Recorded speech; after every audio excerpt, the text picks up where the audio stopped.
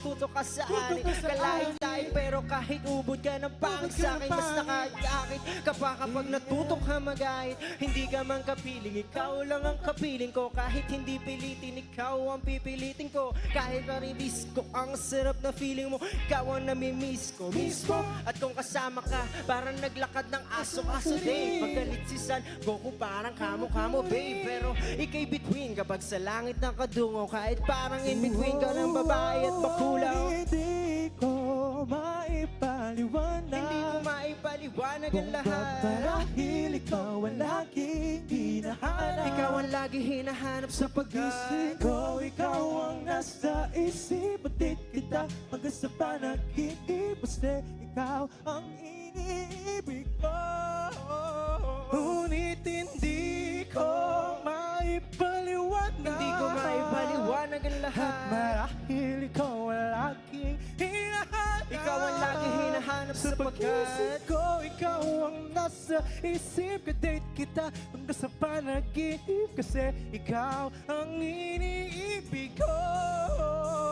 Isang araw dumalaw sa akin na natin dating kasintahan. Ang sabi niya, uy meron akong nabalitaan. Ang ikwento niya, ako'y napaisip. Sa tuwing napatahimik na sinabi di ang tunay na pag-ibig. Ilang araw hinanap bago makita ang sagot. Kung tama ang hinala, ito'y mabisan na gamot. At ng aking inumin, saka ko lang gaunawaan. Gayong mga langhiya, ako'y naloko lamang. Nilinlang, dinaya at inuto na matindi. Ngayon ay pelikula na binuo patabingi. Ito ay pelikula na binuo patabingi. Isa kang malaking libag na tinubuan ng pisngi. Alam mo, mukha kang tuhod na may bukol na may sugat na may nana. Ikaw ang dahilan kung ba't nasulat tong harana. Para sa dalaga na kundi dahil sa gayon mo ay pinaliguan ko na bala.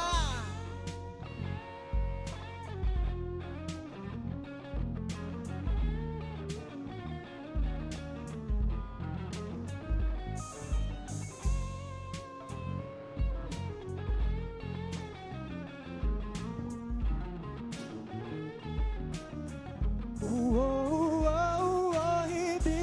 ko maipaliwanag, hindi ko maipaliwanag ang lahat. Marahil ikaw ang laging hinahanap, ikaw ang laging hinahanap sa pag-isip ko. pagkat Ikaw ang nasa isip, kadate kita hanggang sa panaginip. Kasi ikaw ang iniibig ko. Ngunit hindi ko maipaliwanag, hindi ko maipaliwanag ang lahat. marahil ikaw ang laging hinahanap, Ikaw ang lagi hinahanap sa sapagkat pag-isip ko. Ikaw ang nasa isip, date kita hanggang sa panaginip. Kasi ikaw ang iniibig ko. yan na dahil sa gagayuma, gagayo dahil sa gagayuma, gagayo dahil sa gagayuma, gagayuma. Yeah, yeah, dahil sa gagayuma, gagayo dahil sa gagayuma, gagayo dahil sa gagayuma, gagayuma.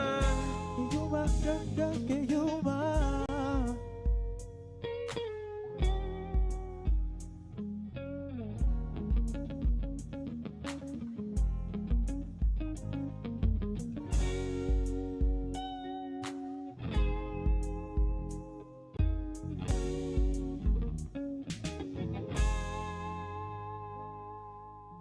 MPL, okay pa ba kayo dyan? Once again, we are Sacred Bread and we're down to our last song. Original namin to. Sana magustuhan nyo.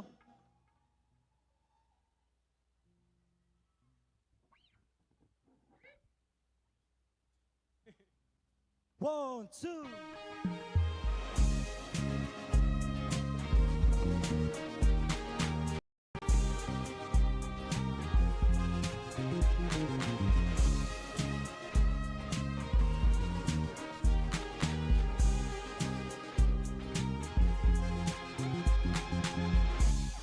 Sabihin mo nga kung paano mo nabiyag aking puso. Paano mo nabiyag ang puso? Isang sulyap lang, tumigil ang pag-ikot ng mundo. Hindi man ang kalangin, hindi ba na ang hahanapin sa araw-araw? Gising, hindi mo lang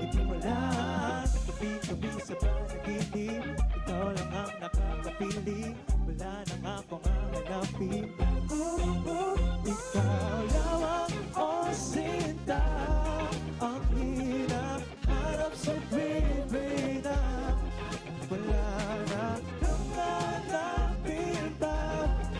Ikaw lang sinta, oh sinta. Oh, ikaw lang, ikaw lang, ikaw lang na. Wala na, wala na, hahanapin pa. Ikaw lang, ikaw lang, ikaw lang, ikaw lang na. Wala na, wala na, wala na. MPL, let's give it up for Echo! hahanapin pa. And you baby, ikaw ang hanap at ang hiling at aking pinapangarap. Sumisigaw ang puso at napapahay. Para nababaliw na yata ako, take away. Para kang diwata, nagkakandara pa. Sa ngiti mo lang ang lahat ng yata. Para kang ribisco, ang sarap ng piling mo. Ikaw na nga ang mahal. Ikaw lamang, oh sinta, ang hinahanap sa bibig na wala na kang hanapin pa. Ikaw lang sinta, oh sinta. Oh, ikaw lang, ikaw lang, ikaw lang, ikaw lang. Wala na, wala na, wala na, hahanapin pa. Ikaw lang, ikaw lang, ikaw lang, ikaw lang. Wala na, wala na, wala na, hahanapin pa.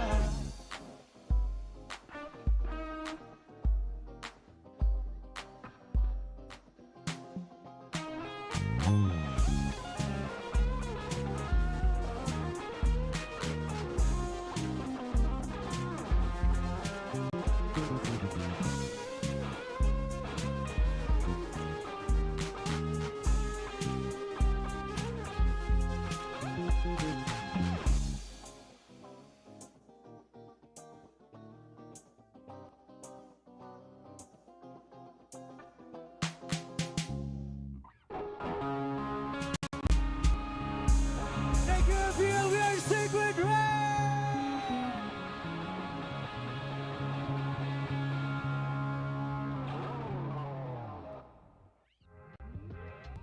MPL Philippines, and guys, kamusta man ang pag-perform sa harap ng MPL Philippines crowd?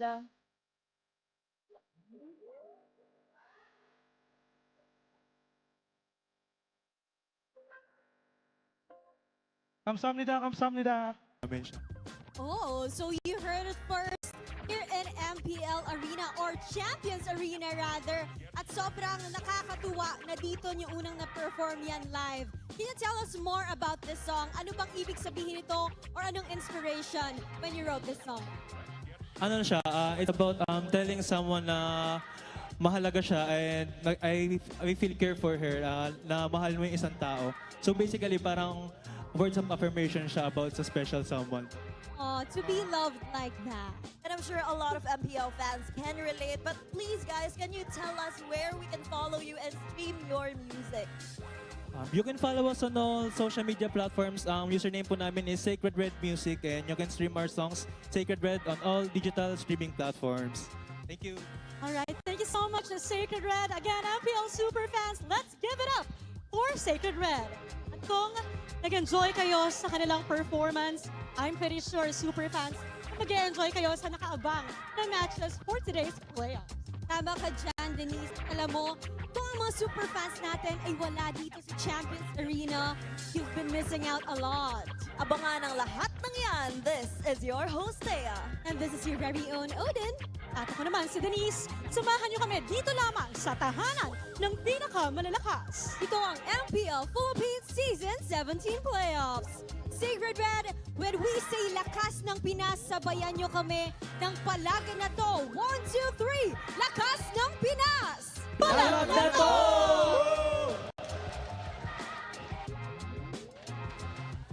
And that is exactly what we are going to do. Ipapalag natin for the second straight day dahil nagsimula tayo sa Standout 6 in San Juan Arena to now a Final 4 in Phil Oil. We are your broadcasters para sa araw na ito. This is MPL Philippines Season 17 Playoffs. The Filipino broadcast represents me, Hans Galeria, Burrito, and of course, Joshi Cakes. And over at the English panel, We'll be taking care of business on the English broadcast. My name is Leo Hill with the dashing Rockhard and the beautiful Brida. And that is the 6. We're also having Renmar and Wolf that you'll be seeing later on. So make sure to tune in sa lahat ng kanilang mga sasabihin. And of course, MPL Philippines is monitored and supervised by the Games and Amusement Board.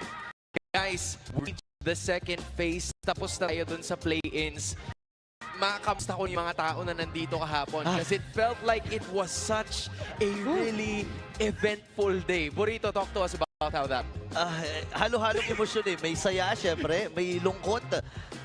Yun naman talaga ang nature ng competition eh. Yeah, because again, when you look at it, meron at meron talagang mga magpapatuloy at merong aalis. Through 9 games, napatunayan natin kung sino nga ba ang worthy na makalusot sa play-ins, and we sadly had to say goodbye to a 4-time hopeful, couple of 2-time hopefuls, and a lot of would-be champions. Sayang na 4 lang talagang pwedeng mamayagpag sa susunod na araw ng playoffs. Yep, and I can still feel the emotion because these two guys, Burrito and Leo, were the play-by-plays yesterday. So I can only imagine what they went through for those 9 games, diba? May boses pa ba tayo dyan? But kidding aside, yeah, napakaraming unfortunate na nangyari kahapon. But just the same, some really sweet victories as well, especially that 5-game series. Yeah, I really enjoyed, and I think despite Rorad having a really solid lead diba, in match number 1, Onyx really showed that they really do still have the heart of the champion. Of course, Omega, talagang halatang-halatang nag-enjoy sa kanilang laban.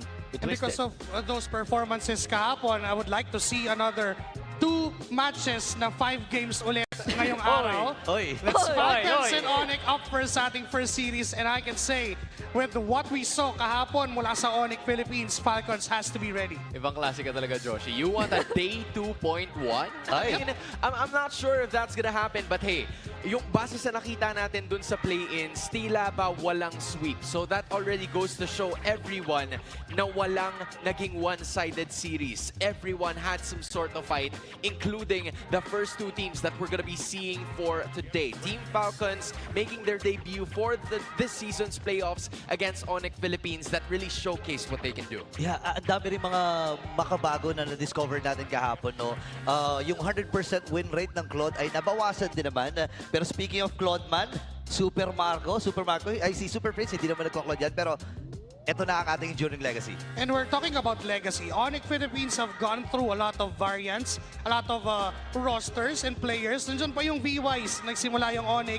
And then we went through the Anarchy era, sila Rapidot nandyan, umabot sa Kelra, King Kong Connection, and now we're looking at the first ever team na nagkaroon ng import sa Philippines. Dude, we've seen so many installments of this squad. Rockhard, you've witnessed different portions of Onyx Philippines. All of them.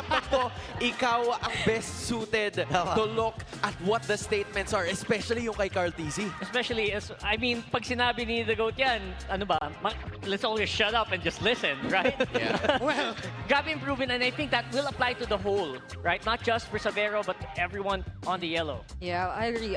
The fact na Carl TZ really commends Savero is definitely something, but also so many people would like to commend Super Marco. And I myself have observed like really significant changes sa kanya even in the past seasons, wherein sometimes we tend to say, is he not that bulletproof anymore? But stats would show na he's just actually evolved in terms of being bulletproof. Like in terms of yung top na mga least deaths, siya lang yung nandun na hindi na naglaro talaga for all their games this season. And here's the beauty of being bulletproof. Wala siyang paki sa sinasabi ng tao. Yeah. The results will speak for itself, and the fact that Marco is standing here with flap in his face against the pressure. Again, they're both going on their same path. It's just sakto lang. Today, nag-meet sila. Yeah, and to think that Savero was feeling the pressure before the regular season even started dahil sobrang daming mga nag-iisip na kaya niya bang sumabay sa mga Filipino players. But now, he's here, regarded as probably one of the best gold laners that we have in the current meta. He might actually be single-handedly the best carry gold laner in the league right now. I think so. Especially with that performance yesterday, there were really moments where akala ko katapusan na ng Onyx. Pero nabalik pa niya. Akala namin ni Burrito tapos na. Yeah, totoo yan. Diba? But hey, it worked, right? Parang hindi naging factor yung Indonesian training arc na sinasabi ng sobrang daming mga tao. In fact, it worked out even better. May mga nagsasabi pa nga na parang hindi daw nawala si Kelra. Diba? And that's already a really big compliment when you Yeah. think about it. Yeah, and one of the people who actually said that was Carl Tizzy na pinakita nga kanina.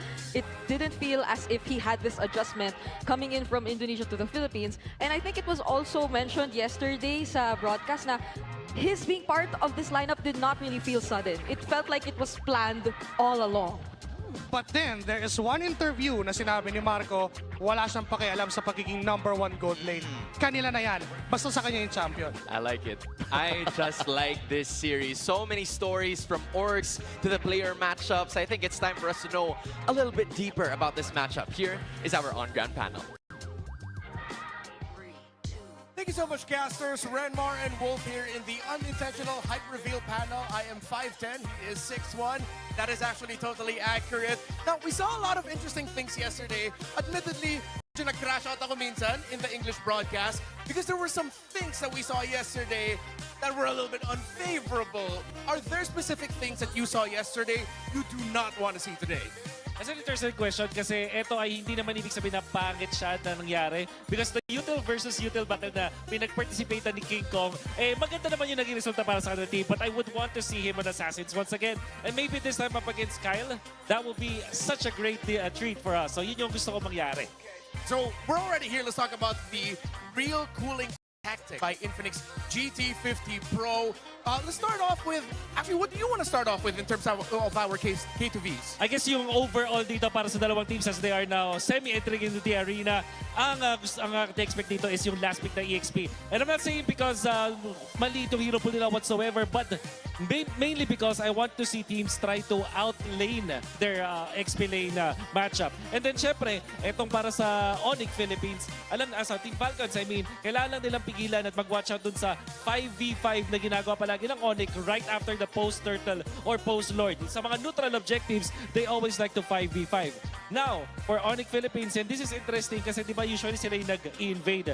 I think hindi sila pwedeng basta-basta mag-ganon laban sa Falcons because Falcons are really good at invading the jungler. So if they keep yung first 1.5 minute na in their favor, at least makapag-even man lang sila and they keep their jungle, I think that will be better for Onyx. But if not, pwede kang mag-expect ng mga ayaw natin, which is yung snowbally type of games. We know when it comes to the lane-to-lane matchup, EXP and Gold Lane, I feel like this is going to be a little bit closer than maybe a lot of people expect. We know Flap, we know Kirk, we know their tendencies, we know how aggressive they can be. But there's a part of me thinking that if there's one role that is actually going to be very pressuring here, it's not the gold, it's the roam. It's the battle between Master Ogwin and Brusco. Two different schools of thought when it comes to roaming. Siyempre, marunong naman sila mag-catch at maging sustain parehas. But alam natin kapag pamato na ang gustong ilabas ng Onyx Philippines, pati na rin itong Falcons, they will stick to what works. With Ogwin, the way that they control the early game, the map, and the river is through sustain and tanky heroes. Whereas in Brusco, alam naman yung catch type heroes niya, pwede nating abangan. Well, we can feel it. You can see a preview of our super fans. Wolf, I'm just gonna do a quick vibe check here. Is the super fam ready? They're ready. Is the Falcons Nest ready? MPL Arena, are you ready? It looks like our teams are about set and good to go. Is it time? It's time! Let's welcome our teams!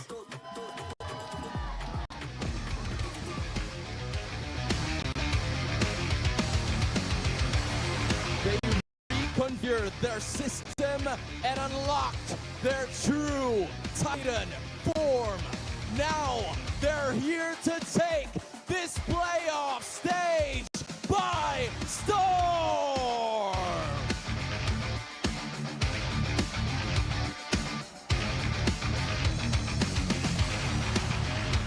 And leading this flight is the Filipino cannon. Flex those muscles as you complete your mission. Green Falcons soaring higher than the skies. Flap and Team Falcons!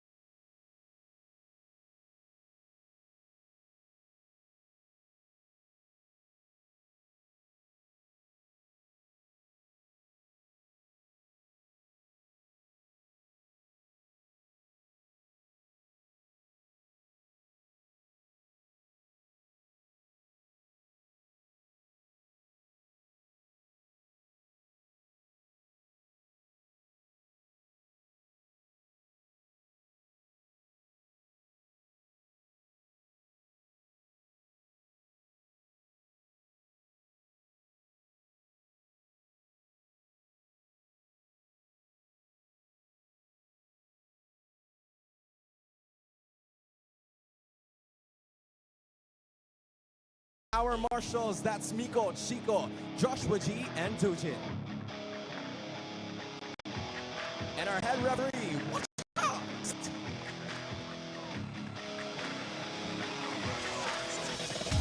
our head coaches, our coach Moody for Team Falcons, it's Coach Ace for Onyx Philippines. It's Team Falcons at Onyx Philippines, San Juan Arena. Make some noise!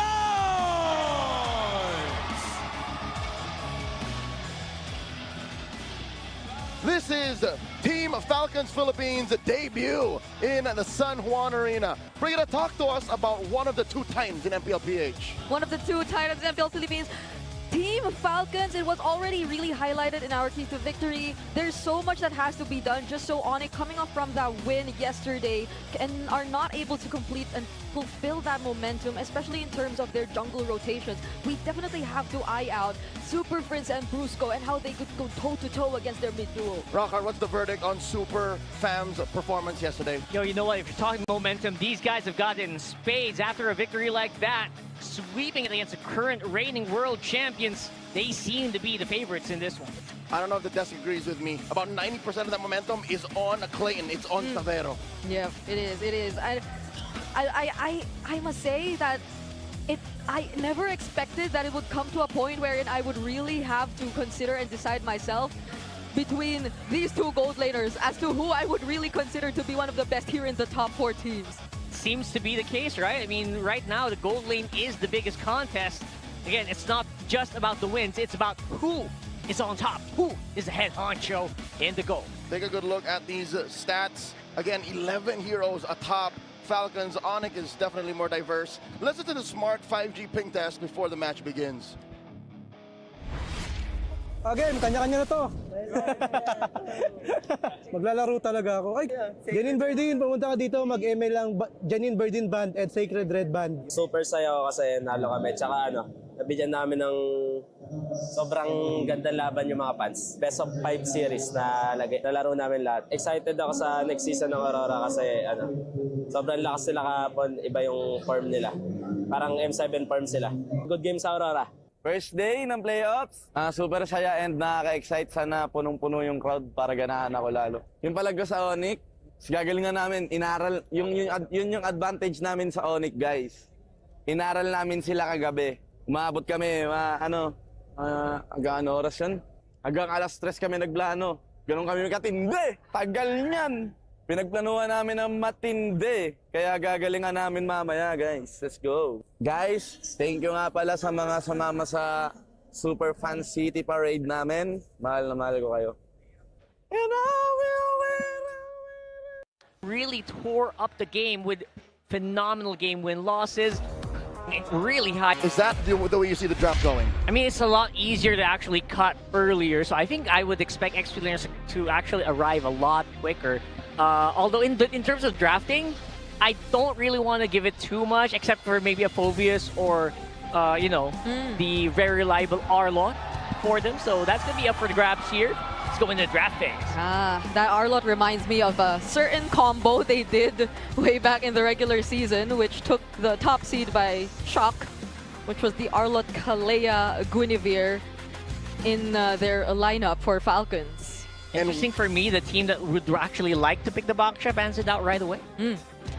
I think the swing on the Suyo Harley has just changed. Plus Leomord. We'll talk more about that later. First bans for Falcons. Fanny, Zushin, and Phobius. Pop quiz. They banned their own undefeated hero.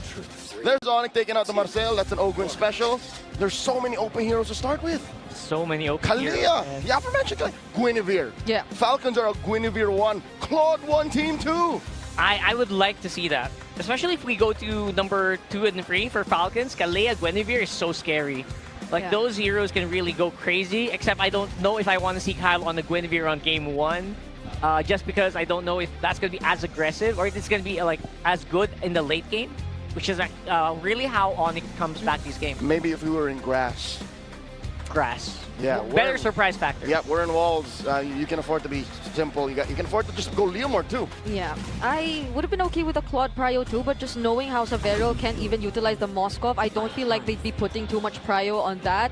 Instead, they go for the Valentina, which in a way also limits what you could potentially decide to go for as Onyx.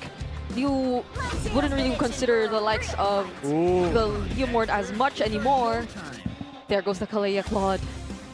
Oh, you know what this means, right? You know what this means. I have a very good feeling that King Kong could opt for Gwyn.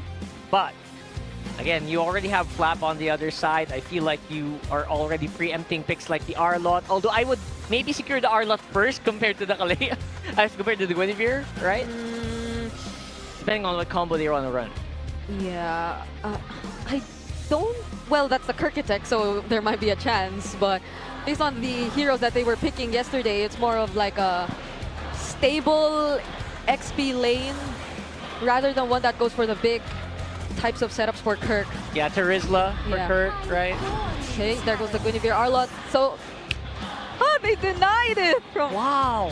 Despite it not being the map we expected, it's just the way Falcons plays. High crowd control, in your face, solid start. What does Onyx close with? That is a tough one. Honestly, I would like to see maybe just a solid mid laner just so that you don't run out. I think a lot of good mid laners are going to be removed here in the last two picks. Don't have to ban any big roams against them. You don't have to ban any big XPs. in terms of mid lane, it's so tricky to play. Tricky. I hate mid laner that relies so much on positioning. Is it a combo? Do you want to go something with the Kalea? They don't pick up the mid lane first. This is good. This is good for me. Like, you saw King Kong's Leomord yesterday. That was insane. But Haji's gonna enjoy this Phantom Steed pickup so much as the Valentina. We've seen Valentinas pick up more Phantom Steeds often and win with it. Ladies and gentlemen, this is the first half of the draft. Solid start for both sides. Again, Falcons, despite this being their first game in the playoffs, is showing amazing identity. They don't care how that has evolved in the first day. This is how they play. Let's throw it over to Renmar and Wolf to see what they think of the draft. Interesting. Falcons rush the Valentina knowing that Onyx are most likely going to get the Kalea and Claude. Ang naging sagot nila dito is the Guinevere Arrow, which is a very interesting combo. I really like it. At yung Onyx, imagine na open yung Harley, the Suyo can be picked up, but they chose to go for the Leomord knowing na kailangan nila ng mid-range. Hindi ka sila pwedeng mag-full assassin or full utility. Leomord is a hero na literally nasa gitna nun at yun yung pagtatapat nila sa isang Guinevere. By the way, statistically the best Valentina of this season, and Onyx just gave two great options for ultimates for Haji to take. Now, that is going to be a ban on the Gourd and then a Harith ban from Onyx. Any other expectations? Maybe Falcons might ban another EXP option potentially? Yeah. Okay, so mga pagtatapat sa Harlot like Glue, for example, para mawala ng pang frontline dito ang Onyx. Kasi if you're looking at both Leomord as well as the Kalea, kailangan merong haharap muna so that you can eventually set up on that of the team fights. So, pwede nilang i-eliminate yung Phobius factor here for Falcons. Oh, okay. So that is going to be a ban on the Atlas. It seems like that is going to be the sleeper pick right now for a lot of teams in the row, considering that the Valentina is on the side of Falcons. Makes sense to take it out. If you're in Falcon shoes, still committing an EXP ban, or are you going to try to target maybe Super Friends? Tingin ko, hindi ka na masyadong problemado dun sa mga Super Friends. Maybe if medyo TH na TH ka, yung Valier na laging pinipili din ng Onyx Philippines. But I think it won't answer, it won't really help your case. Much better if you just ban something like a Glue or an Alice para sa side ng Falcons. Yeah, those really strong EXP lane picks, the tempo breakers, yung mga tinatawag natin dyan. Ayun na ng Falcons kasi isa din sa mga keys to victory natin, yung mga fights ng Onyx pagkatapos at bago mag-team fight or objective. So Uranus, so dalawa sa mga pinaka-high impact EXP laners na pwede kunin ng Onyx open, they get the low yi para kay Super Friends. Isang alam nila, napanili Harif, so possibly magpamoskov yung Falcons. So baka ibahin na nila. They need a Purify hero from the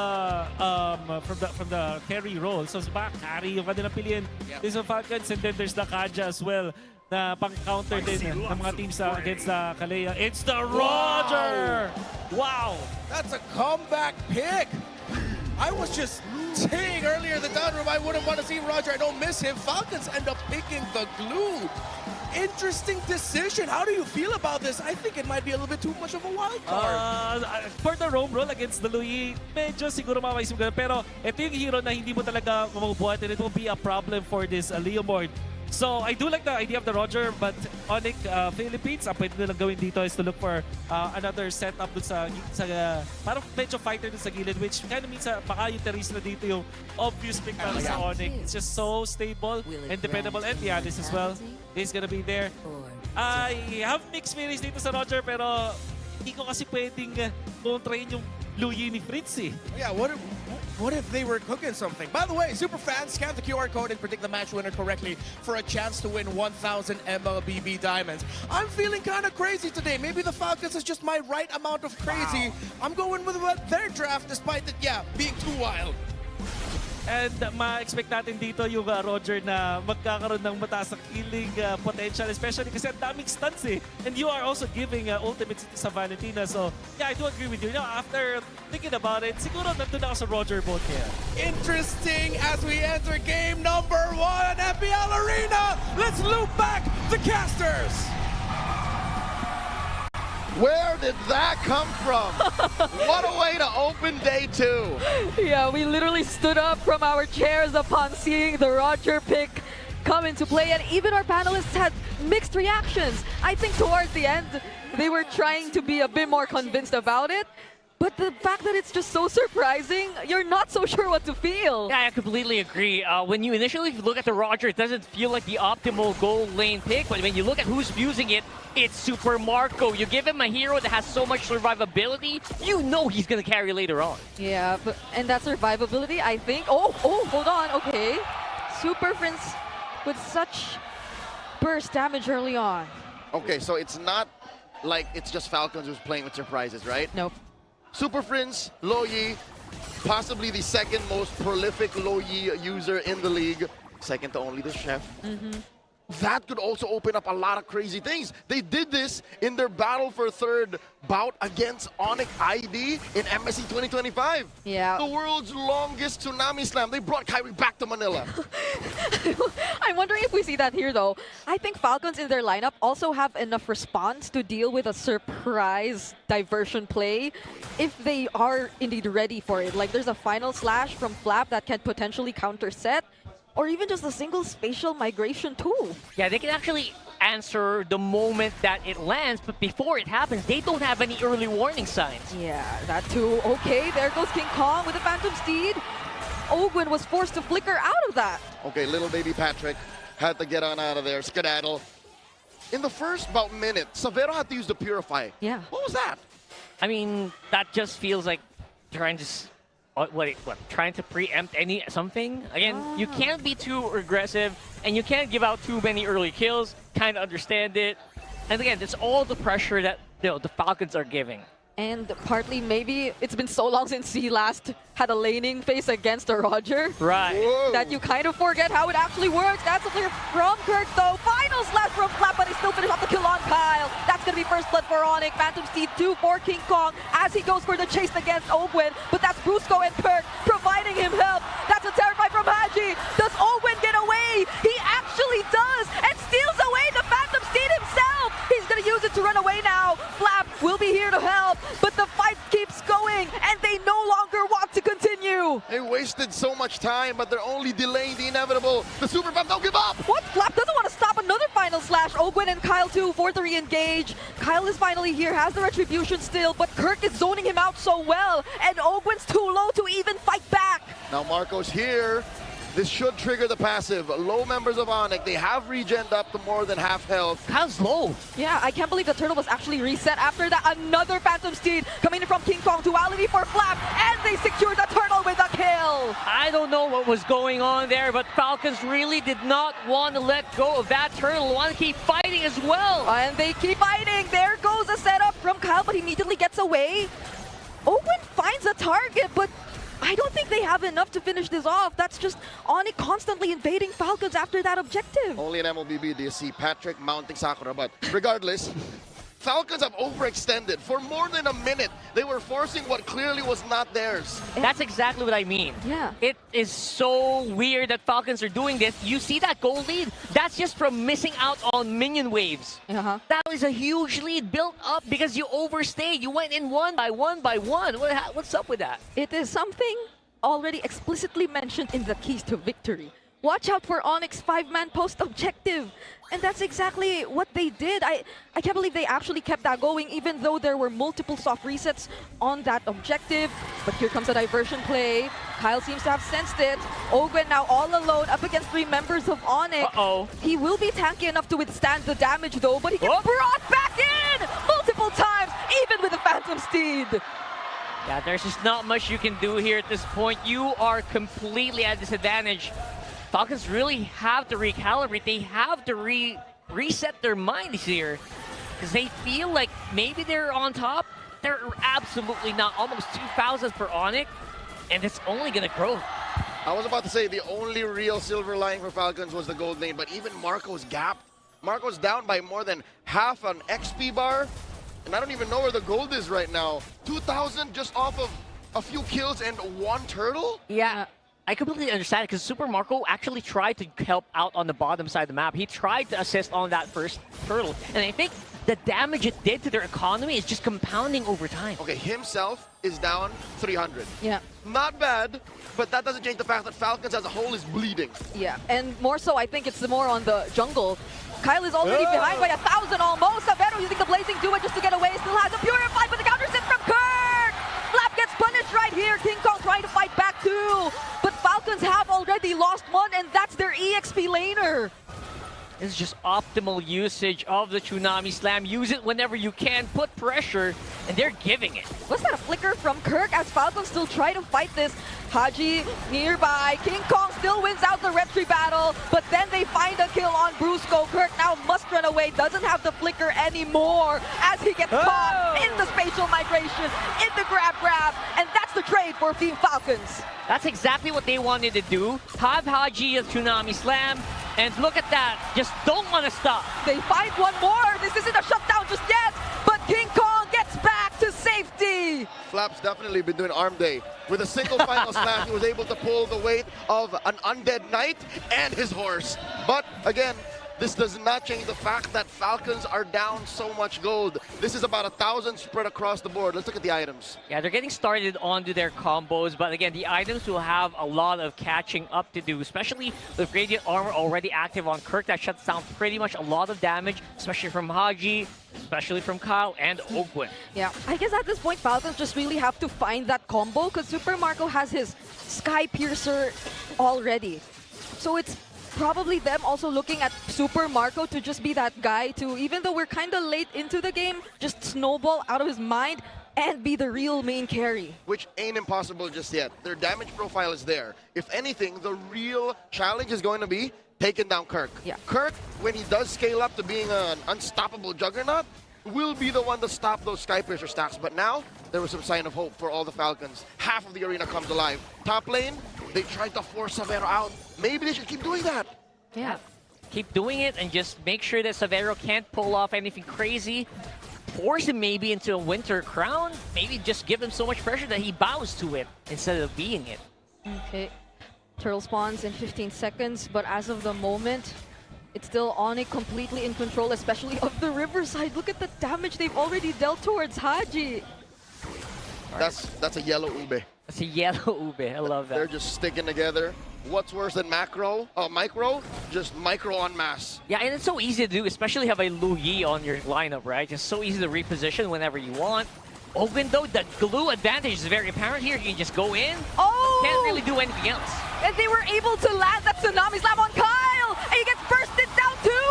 As he's brought close to Onyx. There's the final slash from Flap, but can he withstand the damage of 4 members? He's forced to flicker, but he gets caught in the throne of ruin! Super Prince finishes him off. And as you said, Kirk is unstoppable! Yeah, that's the Juggernaut effect getting activated on the Alice. We were all calling for the Charizla earlier. He says, you know what, I can do you one better.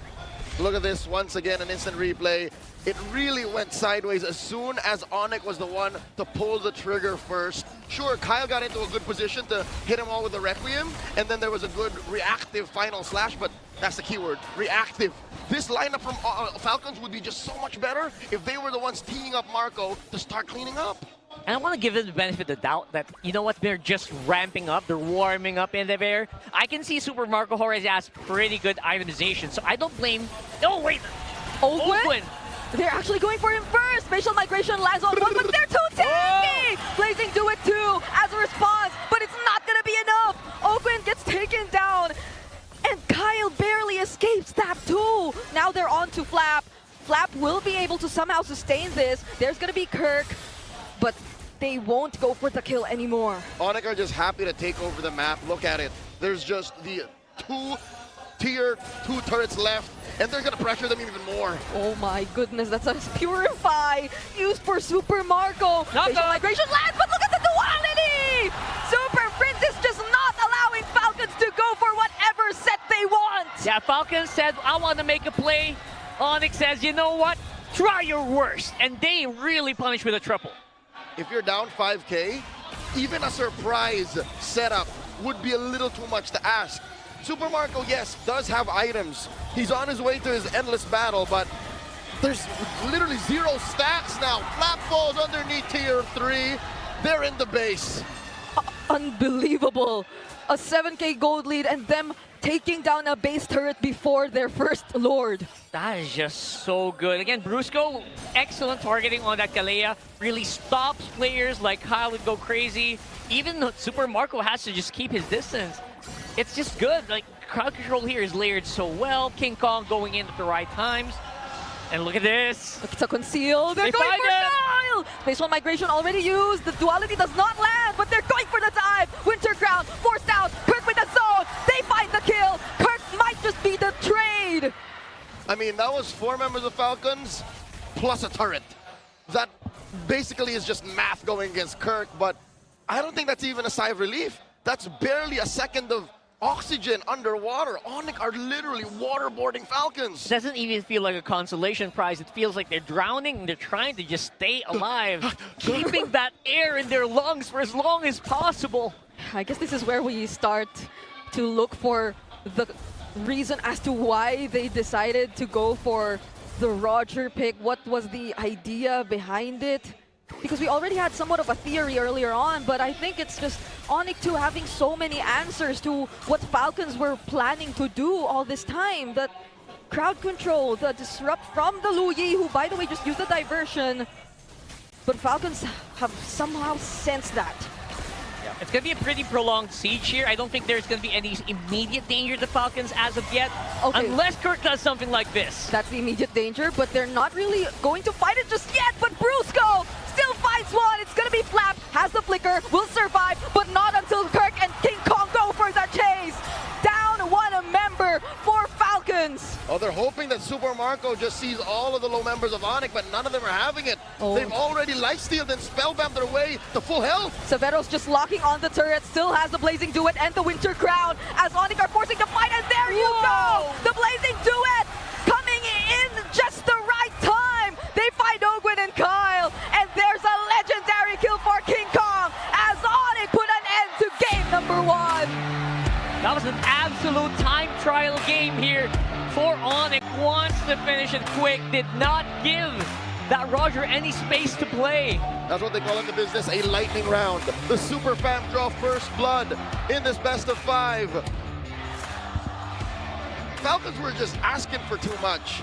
I think to get the whole Arlott plus Guinevere setup, plus, you know, the full frontal facial blasts of the Valentina, and then with the Super Marco cleanup, it's not against Onyx, not like this. Yeah, you know what? The Guinevere and the Arlott answer feels so good on paper, but I think they kind of overloaded on that one. They did not have any answers immediately, especially around the early mid-trio fights. Yeah, it's it felt like it relied too much on that one coordinated play, because unlike when they also had the Kalea in their lineup, there were just much more ways to play around their potential setups. But now it was just mainly on a final slash spatial migration. Ogwen was a glue, so he was only going to be there and stand as the annoying guy in the lineup. So who was the guy who actually denied them of all that? It's gotta be Super Prince as our MVP. Yeah, Super Prince's MVP here is so key. He just basically is provided so many, transport services. And transport service actually paid off here. Making sure that Super Marco can't actually walk out too much without fear of someone being in the bush somewhere. Yeah. That's already like a big mental tax onto our goal laners for Falcons. Super Prince basically made the bad worse the second he got diversion. I saw as early as the second turtle, within inches of diversion, just so that they can pressure the back line and deny any comebacks from Falcons. We'll see in the highlights once more how well Super Prince played. I have a question to post. I'm curious, without this sequence right here, without the forced, prolonged early game delay of that first turtle, would this have gone a little different for Falcons? I'm thinking there might have been a chance because you don't immediately get to see Kyle and Flap shut down, which are the two main key players, at least for Turtle 1. They're the starters. They're the starters, but at the same time, you just see it in terms of the mid control even before that skirmish happened. Super Prince was just having the upper hand against Haji. Haji could barely really close in against the members of Onyx, and I think that's another layer to the problem. Super Prince was never a target for Falcons. They never had the means to really get past the front lines of Onyx Philippines, and so Prince was just too free to either use the duality to stop their crowd control setups or just deal the damage you never expected to come from him as the Louis. Yeah, no, I don't know if that's an active decision by Falcons to not target Super Prince, or is it just Super Prince's positioning, right? Those are two things that can kind of just go hand in hand. You know what? Putting myself in Falcons' place, I think it's fair to say yes, because it was clear, even after that failed attempt in the bottom half of the map, they started dying Severo. Remember that? Where they, again, came up short. But what if that worked? What if they were able to give Super Marco a little bit of an advantage, farm him out until he's ready to, again, get stacks on that Sky Piercer? I think it was very clear that even with that failed engagement down bottom, they said, no, we do not abort mission. We continue. We already picked the Roger. This is the only way. Yeah, I'm pretty sure. Yeah, they picked their poison and they were losing, but they had to lean into it anyway. Yeah. They didn't have a choice. And if only that didn't happen, I guess another thing that could probably convince us that it could have worked otherwise was the fact that you saw the early Purify forced out from Severo. So that meant to say that laning was probably going a bit well for Super Marco on the Roger. It's just that on the other parts of the map, things were not working out for Falcons. Wow, not working out is a little bit of a, understatement. That was That's sugarcoating. That was a train wreck. I gotta admit, it looked like a train wreck because they were going in one by one. We call that in the Philippines an audition. And yeah, they weren't really getting anything done. So that was very painful to watch. This actually, it felt like it could have ended at 10 minutes, honestly. It nearly did. So that's a little bit of a tip of the hat to Falcons' efforts. Yeah. But still, looking at the stats here, and of course, the items that they were able to conjure up, Marco was still at least able to build 3 items. Yeah. Asterisk, since Sky Piercer is technically half an item. Yeah. Overall, he's the only one who really had any semblance of play. Maybe only second to Haji. I mean, that's not bad. I mean, considering like how hard they had, how tough they had it in that game. Whoa, wow, very high pressure game for sure. Yeah, because I think it's also so tricky to point out and call for who goes in first. Because again, we sort of felt that disconnect actually happened throughout the game. And even whenever there were objective fights, weirdly enough, it was very uncharacteristic to see Falcons feel very hesitant to play the objectives in the game. Could this be San Juan jitters? San Juan jitters? Again, they admitted Yeah. they spent up until 3 a.m. studying Onyx Philippines. It's clear they did study Onyx. They tried to attack Severo. They tried to take Turtle 1, even when they shouldn't. So, does this reframe their approach to this series? What do they change? All right, maybe I would say the draft could have worked. But again, it was very one-dimensional. You kind of have to layer those crowd controls a little bit perfectly to get like a really solid advantage. And that's where Onyx really shines, right? Onyx really shines when they're able to just be free And when your opponent is trying something so hard that they can read it, Super Friends is so good into those situations. That's why he's MVP. We'll talk about Falcons adjustments in just a bit. But first, there's new beasts in the land of Dawn with the Infinix GT5 Pro. That's a GT watch on your wrist, GT Buds 5 in your ears, and the GT50 Pro in your hands. You can now unleash the liquid cooling beast. Powered by HydroFlow liquid cooling and 144 FPS MOV certified performance. No lag, no heat, pure cool, pure speed every game. And as a gift for our MPL superfans, Infinix is launching an exclusive payday sale. So from May 27 to 31, that's during the entire playoffs, you have up to 30% off. Just scan the QR code now and grab these sulit deals. That's right. And of course, for those MPL fans here at the venue, your exclusive GT50 Pro pre-order with $11,099 worth of freebies and discounts, including an Infinix MPL jacket. Sheesh. Plus, the first 10 pre-orders daily at the Infinix booth will get free Grand Finals tickets. So your slot in the Grand Finals is secure. So go ahead, don't get left out. Go get your Infinix today. Wow, that's a deal. Sweet Tickets to the grand finals, really? Hey, to dominate the land of Dawn, you need a connection that never lets you down. From rotations to tracking the pros, stay online and in the zone. Power up with the Smart Power All 99. Get 10 gigabytes of data for MLBB and your favorite apps, plus unlimited FB, calls, and texts. Share every GG moment with Smart, the simply reliable partner of the MPL. I would love that. And again, they also have booths on Superfan City. I want to go there. Yeah. I so much happening outside. You've been there? I walked around earlier. How was it? It's a full complex. There's a booth for all the fan bases. Yeah. It's not just the the teams and the fans that are left. Yeah. Not just the Final Four. The San Juan Six are there. Even AP Bren and TNC. Oh, okay. Amazing. And that's just like a sneak peek because I think the entire Superfan City starts to open tomorrow onwards. Yeah, that's that's the third Friday day. to Sunday. Exciting stuff.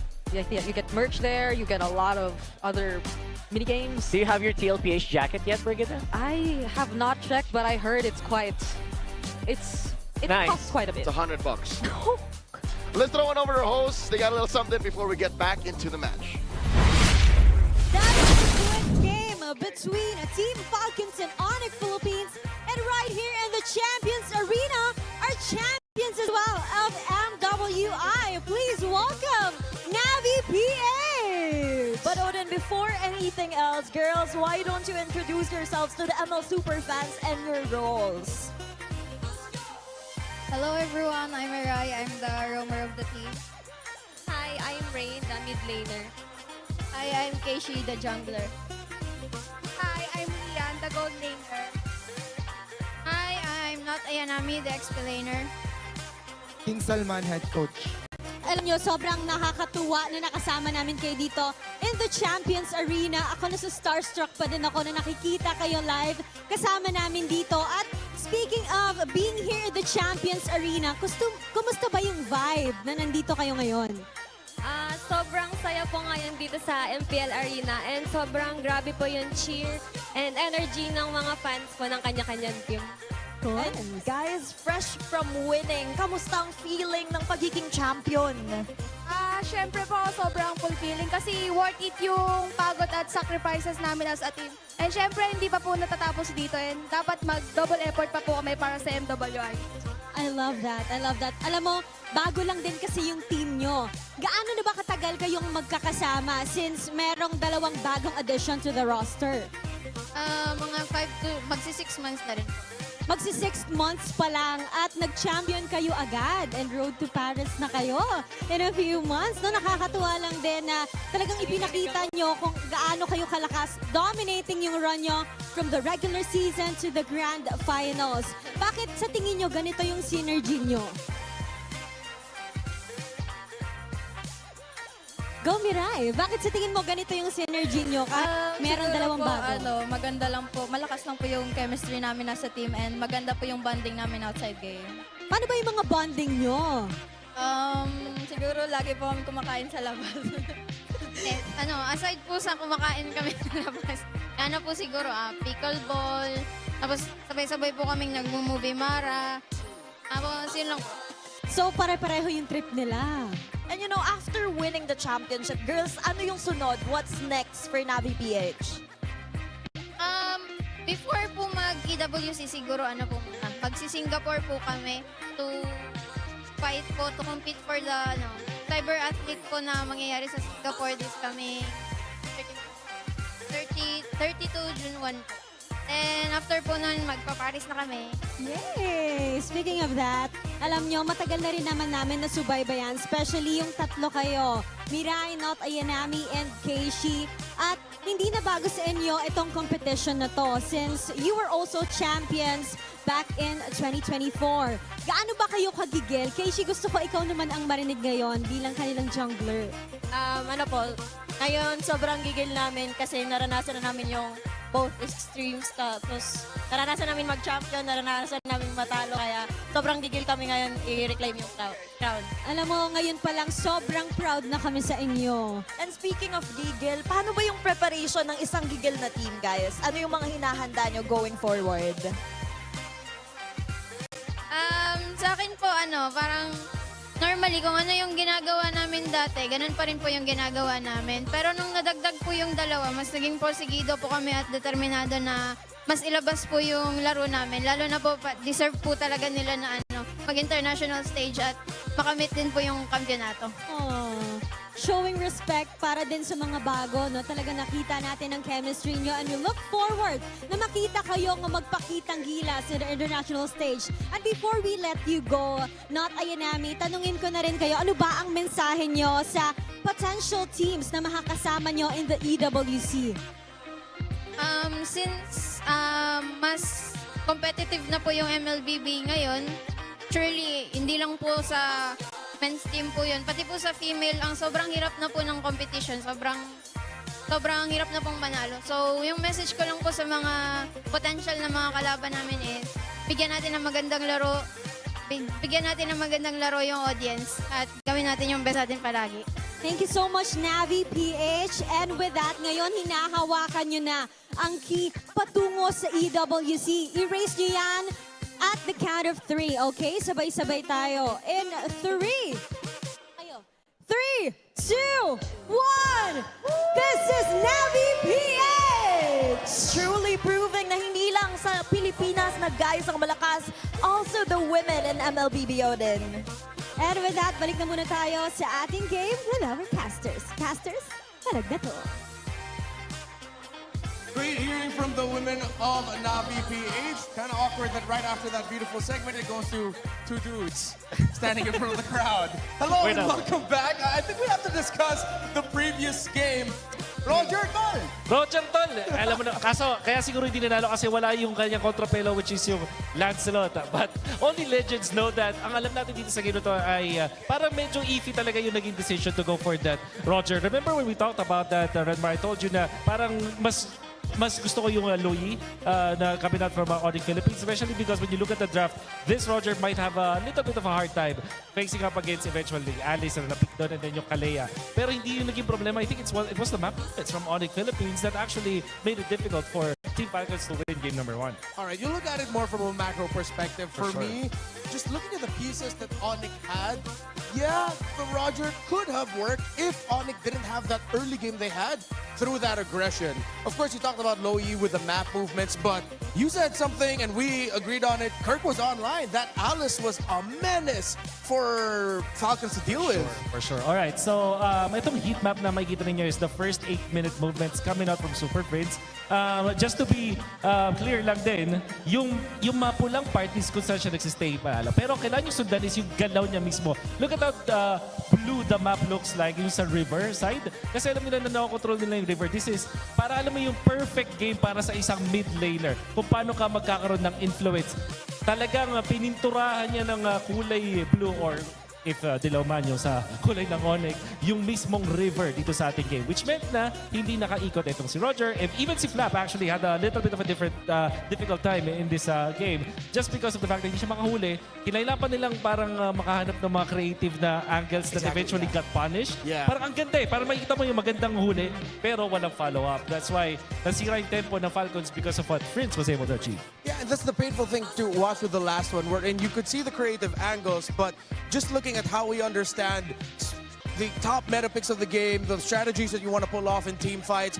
Onyx just built such a disgusting box around themselves and around the map that the condition for Falcons was very well step-by-step conditional. How are they gonna get to step B if they can barely get to step A? How do they get to position if the low Yi is actually there marking your movements? Brusco did great man marking on Falcons as well. So are there any other things that you want to point out from the previous game that maybe we missed out on? I think yung position cover of King Kong, I think madaming beses na kinikriticize din si King Kong sa kanyang pag-control ng mga neutral objectives. But in this particular game, except that 1-10 na natalo sila beforehand, but overall, the neutral objective control coming out from the jungler of Onyx Philippines is actually commendable. So, kailangan din natin siya commend for Savero. Parang, ano nga eh, ramdam natin yung pagiging batak na batak sa gold lane itong si Savero ngayon. Yeah. Do you think that maybe they locked in too much with getting their combo? Because that's an awkward thing that we saw in yesterday's drafts, wherein a team that wants to rush a very specific idea gets punished just by some of the best meta picks. It looked like they just saw one thing. We saw the Arnold, we saw the Gwyn, and then, hey, I think we can use the Roger we've been preparing. Yeah, alam mo, Redmar, sobrang nasabak po yung statement ko, which is, sagot ko lang, yes. Masyado nga sila nag-rely doon. I think ang napansin natin dito with Falcons, they want to go for this Guinevere plus the Arnold, which made a lot of sense naman at napull up naman yun nila yun before. But yeah, eventually parang sobrang reliant nila na 1+1 yung kasama nila every time na magkakaroon sila ng team fight. Whereas itong Onyx Philippines, they can start with just the Kalea plus the Leomord. Eventually dadating si Kirk. Minsan nauna si Kirk tapos mag-follow up dito si Leomord. So yes, itong Falcons, yung game mo 1 nila was so combo dependent na yung team Onyx Philippines, all they had to do is to wait for someone na malapit and then they can take down anyone. Again, revisiting the draft, Falcons rushed the Valentina, gave the Claude and Kalea. I'm all right with it, but then in comes the Guinevere and Arlot, and as we have been discussing, the problems with going for combos right away. Do you think Falcons should try to show up with another unique idea that they prepared for this, or do they have to rush and get back to the basics because you don't want to go into match point against Onyx? Oh, siguro mas leaning ako dun sa pangalawa, which is kumunin mo na yung mga nag-work, yung meta heroes. Mainly because gusto mo makascore muna dito at mahanap yung momentum mo because you're not as hot, I guess, as Onyx. Remember, Onyx just have played 5 games already yesterday. Ito yung first time na makikita natin ng Falcon, so it would be better to, parang pinapainit mo pa lang yung diesel engine mo if you are Falcons. Okay, so Onyx on the blue side, they get the Baksha, Valentina, and the Phoveus out, while the Freya and Fanny are the priorities here for Falcons. Do you think Falcons would be... You're not going to first pick Claude if you're Onyx. So, you think Super Marco and Falcons are just going to rush it? First pick para kay Super Marco, I can like it. Especially kung open yung Harley tsaka yung Leomord na together and the Guinevere, which happens to be the case. Yeah. So, it will be Onyx first pick. Alam mo, pwede yung Claude first pick eh. I can see it. Especially yung basta open yung Leomord plus Harley together. I think that's okay. So you think Onyx, they should first pick it now? Like get the Claude? Or do you mean like for later in the red one too? They will go for the Marcel. Okay. They have a lot of options kaya para kay Savero eventually. So you go Gwyn para dito sa Falcons kung sakali. Pero minsan kasi pinipili na nila yung Suyu sa ganito. So Suyu plus Harith, for example, up against this Marcel para meron kang true damage option to eventually take out etong Marcel. All right, so the Marcel gone, Valentina's gone too. Well, Onyx have really ticked their conditions for going for this Marcel first. Yeah. You mentioned the Gwyn. I agree with that. I like the... Yeah. I think Claude should be a must here. It's tough to play the Harith into a Marcel, and usually you can expect that the Marcel, Harith are going to be paired together. Maybe later the Granger if they want the burst. Suyo, Harley, Leomord, all those open as well. Hilda Rush. I've been kind of here and there about Hilda first phase priorities. Yeah. But at the same time, flexible pa rin naman yan at both Flap as well as Ogwen can play this. And medyo dinidissuade nila na mag-assassin itong si King Kong ng Onyx Philippines side. However, meron pa rin nung Suyo, like sila yung pwedeng gumawa ng Suyo as plus Harith, which I think has no drawback dito sa first phase. Lalo na alam nila na reveal na yung Claude and Claude versus Harith is a matchup na parang I would say pretty even in the laning stage. Tapos sobrang daling i-activate. And then of course, meron ka true damage against this Hilda. It's going to be Leomord pa rin. Interesting. Yung Zushin Marcel is not the best synergistic hero mid lane duo. Yeah. But they will still pick it up. Lalo na may Claude pang dive dun sa Zushin. I'm curious what Onyx really wants to play with this. Yeah, it seems like Onyx just went for individually strong lane domination, but then together awkwardly weird. Oo, di ba? Parang ano lang, malakas na talaga sila. Huwag mo na isipin yung combo, huwag mo na isipin yung synergy. Individually, malakas na talaga sila mag-lane. I guess yun yung idea dito para sa Onyx. Falcons, they have a choice to go for Gwyn, which they pair up with Claude typically. Pero kung may Hilda, baka magsuyo na lang din sila dito up against the Leomord. I think I'm a little bit more for the Suyo because the Guinevere against the Marcel, her entries get messed up. So yeah, the Suyo comes out. Okay, I don't know how you feel about this, but I think the Hilda needs to just get locked into Rome already because putting it in the XP,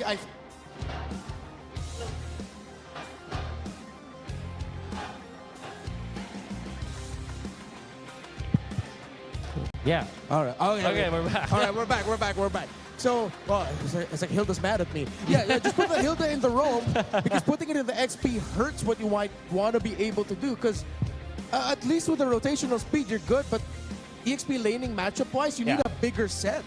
I get what you mean. So, ang magiging options nila for that one is I think yung mga parang alternatives doon with the Hilda is the Alice para meron sila ding pang setup eventually na pwede nila combine with the Hilda. Tapos meron ka ng Vision doon.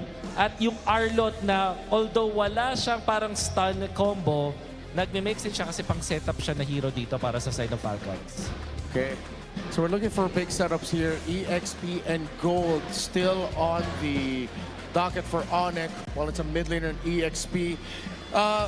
I think Falcons needs to get their mid laner first. You can already see the priorities there anyway. While the EXP, you can still adjust. And I think the adjustment for whatever you're going to put in the EXP, or hell, if they send that Hilda to EXP and then the Roam, it's going to be very important here for Falcons to make it work. Mid first and then EXP later, I think. Tama. So kung sakali, ang mga options doon for Falcons is Imi against Zushin, tapos wala pang masyadong rundown dito yung Onyx, but I think that's a safe pick. There is an option na mag-Luyi din sila. Oh, maybe. Oh, you know what? I see the vision with that.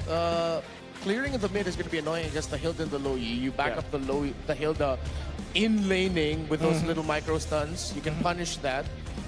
If it's not going to be something like the Loyi, how do you feel about maybe the Lilia? At least just for fast wave clear, or do they need more crowd control? Parang short range masyadong Lilia. Gotcha. Actually, naisip ko what if mag-Selena dito yung Falcons? Mewan ko kung naalala niyo pa ang Selena ni Haji. Parang may faint memory ako na nilalaro naman niya yung hero na yon. Feel ko may asim pa eh. Yeah, and meron ka ng spotter, meron ka ng Hilda, so that could be a good pick. And also, it forces some reactions para sa Onyx na kailangan natin ng isang frontliner na para tatake dun sa mga pana na yon. Otherwise, the safest option is the Kimi, I feel like, para kay Mr. Haji. Okay, to go with the Teresa, you think the Sora has a spot here for the Falcons lineup? Usually you want to play the Sora against a Leomord, but the Marcel might make things awkward for you. Yeah, that's very awkward for against the Marcel. Pero eventually, pwede yun kung last pick kung sakali. It's Alice. Alright. Wow, okay. So we did say na ito yung isa sa mga option para sa Falcons earlier. But, okay. Oh, wow. And the Yi Sun-Shin, pang-counter dito sa Claude. So Onyx naman ang mid-range dito sa ngayon with a lot of fighters on their side. Yi Sun-Shin can also act like that. So Haji, I guess, ang kailangan nyo dito is big, either true damage source or talagang massive chunks of damage para hindi makapag-sustain yung Yi Sun-Shin, Claude, and this Leomord. So baka hindi na sila mag-Kimi. Farsa might be on the table para sa Falcons. Para talagang masakit at may pangtunaw ka na damage. There's an option of the Lunox sa ngayon. And they will indeed go for the Farsa. Makes a total sense here. Falcons have drafted the Renmar yung pinaka, sabi nating meta na lineup sa atin ngayon. Whereas Onyx going for the Pakito and the Yi Shin makes it so spicy. So pick your poison na lang dito para sa dalawang teams natin. Yeah, it's a wild card. Paquito doesn't have the win yet, but the Yi Shin of Severo stands undefeated so far this season. Are we finally going to see a loss on that Yi Shin, or is he just going to prove just how good he is with that hero? Real quick, who are you siding with? Just name a team. No, you just say Onyx. I'll say Onyx dito. Pakito and Yi Shin looks crafty. Yeah, I'm running with the Onyx here too. Let's toss you back on over to the casters. Casters, let's go! 6 for 6 is the pressure. Clayton Severo gold laner on that Yi Shin. Now could he go 7 for 7? Ah, man. You know what? One word that was brought up so much in that panel was reach. Reach. I really feel like as spicy as Onyx lineup is, that reach might just bite them in the behind later on. So I'm looking forward to whether or not they can actually ramp up strong so that they can actually just push through and punch through the defense so that the reach disadvantage doesn't matter. I get where you're coming from, especially as it was highlighted as early as during the Marcel Juicin pickup. There is little to no hero synergy you could really expect from these two when it comes to the mid lane, but individually, and I think that's something that they kept going through the entirety of their draft, is like individually their heroes are terrifying to look at, especially in terms of the laning. Just look at where Kirk currently is already, and how Severo is. How is Severo actually managing it? I was about to take back what I was saying. Okay. I think Falcons took that as a clear sign that maybe Marco can start asserting himself. Okay. In comes Brusco. Flicker out of nowhere. Well, just when you thought, you know what, he could actually assert himself, here comes a reminder that, you know what, it's really scary. There's a reason why Marcel is usually first pick in a lot of these games. It's like a backflip out of nowhere. It's like, hey, nice to meet you. Backflip. But I guess it won't really be that much of issue for Onyx, especially if they're able to maintain like the amount of pressure they're doing right now at least. Hey, okay. Oh my God, Severo! No! He crumbled under the pressure. We were saying pressure too much. Did we jinx it? Not the start you need. Absolutely not, man. Severo losing it out, and again, giving a small advantage. The Super Marco, one is statistically really high placing gold laners in the league. You don't do that. Hey, you give Super Marco an inch, he'll take a mile. Falcons are pushing the advantage. Look, they're going for the Lord. Oh, rather, Turtle. Ogwen gets bursted down. No. Uses the flicker. Now it's gonna be Flap as the target. There's the Throne of Ruin though. As the counter set together with a fettered airstrike. King Kong now very low. They're trying to go for the chase. Flap is gonna look for it as much as he can. But he lacks the damage and the follow-up. But he survived. Now it's Falcons taking the objective and Super Marco finishing off the kill. Oh my goodness, Falcons are out for revenge there. There's red in their eyes right now. It's so hard to actually fight, especially right now. It feels like Onyx is going to have to fight uphill for this. Oh, Kirk cannot get away from this. 3 members of Falcons on him right there. Okay, this seems to be a contest. In the first game, something very similar happened, but Onyx ended up with like 1,000, 1,500. Now Falcons got almost 3 in the first 3 minutes. And that's not even like a full-on 1 minute of a fight. They just got it through sheer force, advantage on the objectives and on the jungles. This was less Onyx making a mistake and Falcons just playing well. Yeah, they were the ones really forcing out. Even that one flicker that we saw used from, oh, these 2 mid laners are going at it! In the mid lane, Super Prince will be winning it out, but Hadi actually flickers out to safety. Now it's Brusco who might be in danger. Golden Aura will be saving him there. Now Kirk to provide the help. Ogwen looking like he is going to be in a dangerous spot, but the bushes in the region will help him survive yet again. It's a very nice submarino that we're seeing here. Falcons tagging in, tagging out. Am I watching wrestling here? Salik Imam needs to be studied. Close call there for Kirk. The machine is oiled up and ready to go. You see how close he was to dying? He was literally picking a fight with a fresh prince. Oh man, the fresh prince here. Yeah, look at their heart rates at this point. Ogwen's just chilling. He's chilling. He's fine. He's at 70 heartbeats per minute and he's just running around like, oh, I just need a bush. I just need a bush. Yeah, but Onyx are feeling it right now. They're just so pressured. Super And Marco. speaking of the pressure, Savero nearly gets taken out right there once again. Ogwen here to provide some help. All right, they're just using Super Marco as a trap over and over again here, it feels like it. And now they're going to get a little bit more here, a little bit of an extra on the bottom side of the map. Turtle number 2 going up to Falcons with very little to contest because that's a stroke of genius. They rope a dope Onyx with just 2 members. That was all Marco and Ogwen. And everything's happened so fast. Falcons, after that objective, have already secured their first turret in less than 5 minutes as well. It's Falcons just adapting so well to how Onyx have been revealing their rotation so far, wherein you know that Kirk is likely to keep rotating out, and they just took advantage of that time and time again. Yeah, that's a big adaptation. You're using macro instead, and now it's a switcheroo again, Super Prince. Oh, that's a Crimson Beacon in, but a response from Flap, not enough to save Haji right there, though. Golden R gets dodged by everyone as they get brought back under the turret. Ogwen running away, but they take the kill on Haji, and no, Flap will be able to escape. Yeah, as I was saying, man, there's a really big switch up here that's being done by Falcons. Pure macro dominance. They know that Onyx wants to brawl. They know that they know they're scrappy, but you know what? Falcons are just trying to use 2 people, get more advantages cross map, just maybe swap it out. They can do it over and over again here in this game. Dear Lord, Marco's farming up. He is making bank. He can buy Ram now. He's 1,000 and change up on Savero. That's saying something. In the first 5 minutes. Yeah, Ram in this economy? Come on.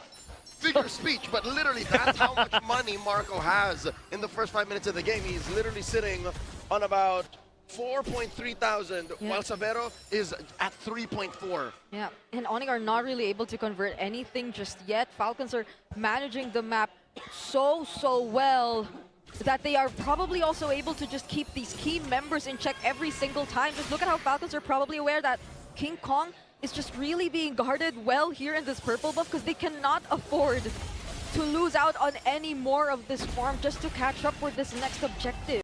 Yeah, losing out on that farm is going to be so crucial here. Next objective also going to be a bit easier to take, especially if they take out Flap.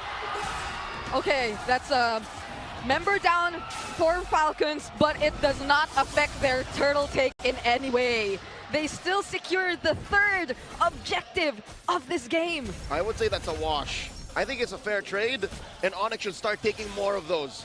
Because right now, they're slowing down Falcons' roll. In the game 1 that we saw that Onyx won, they were twice as high on a gold lead compared to Falcons. So Falcons have kind of slowed down.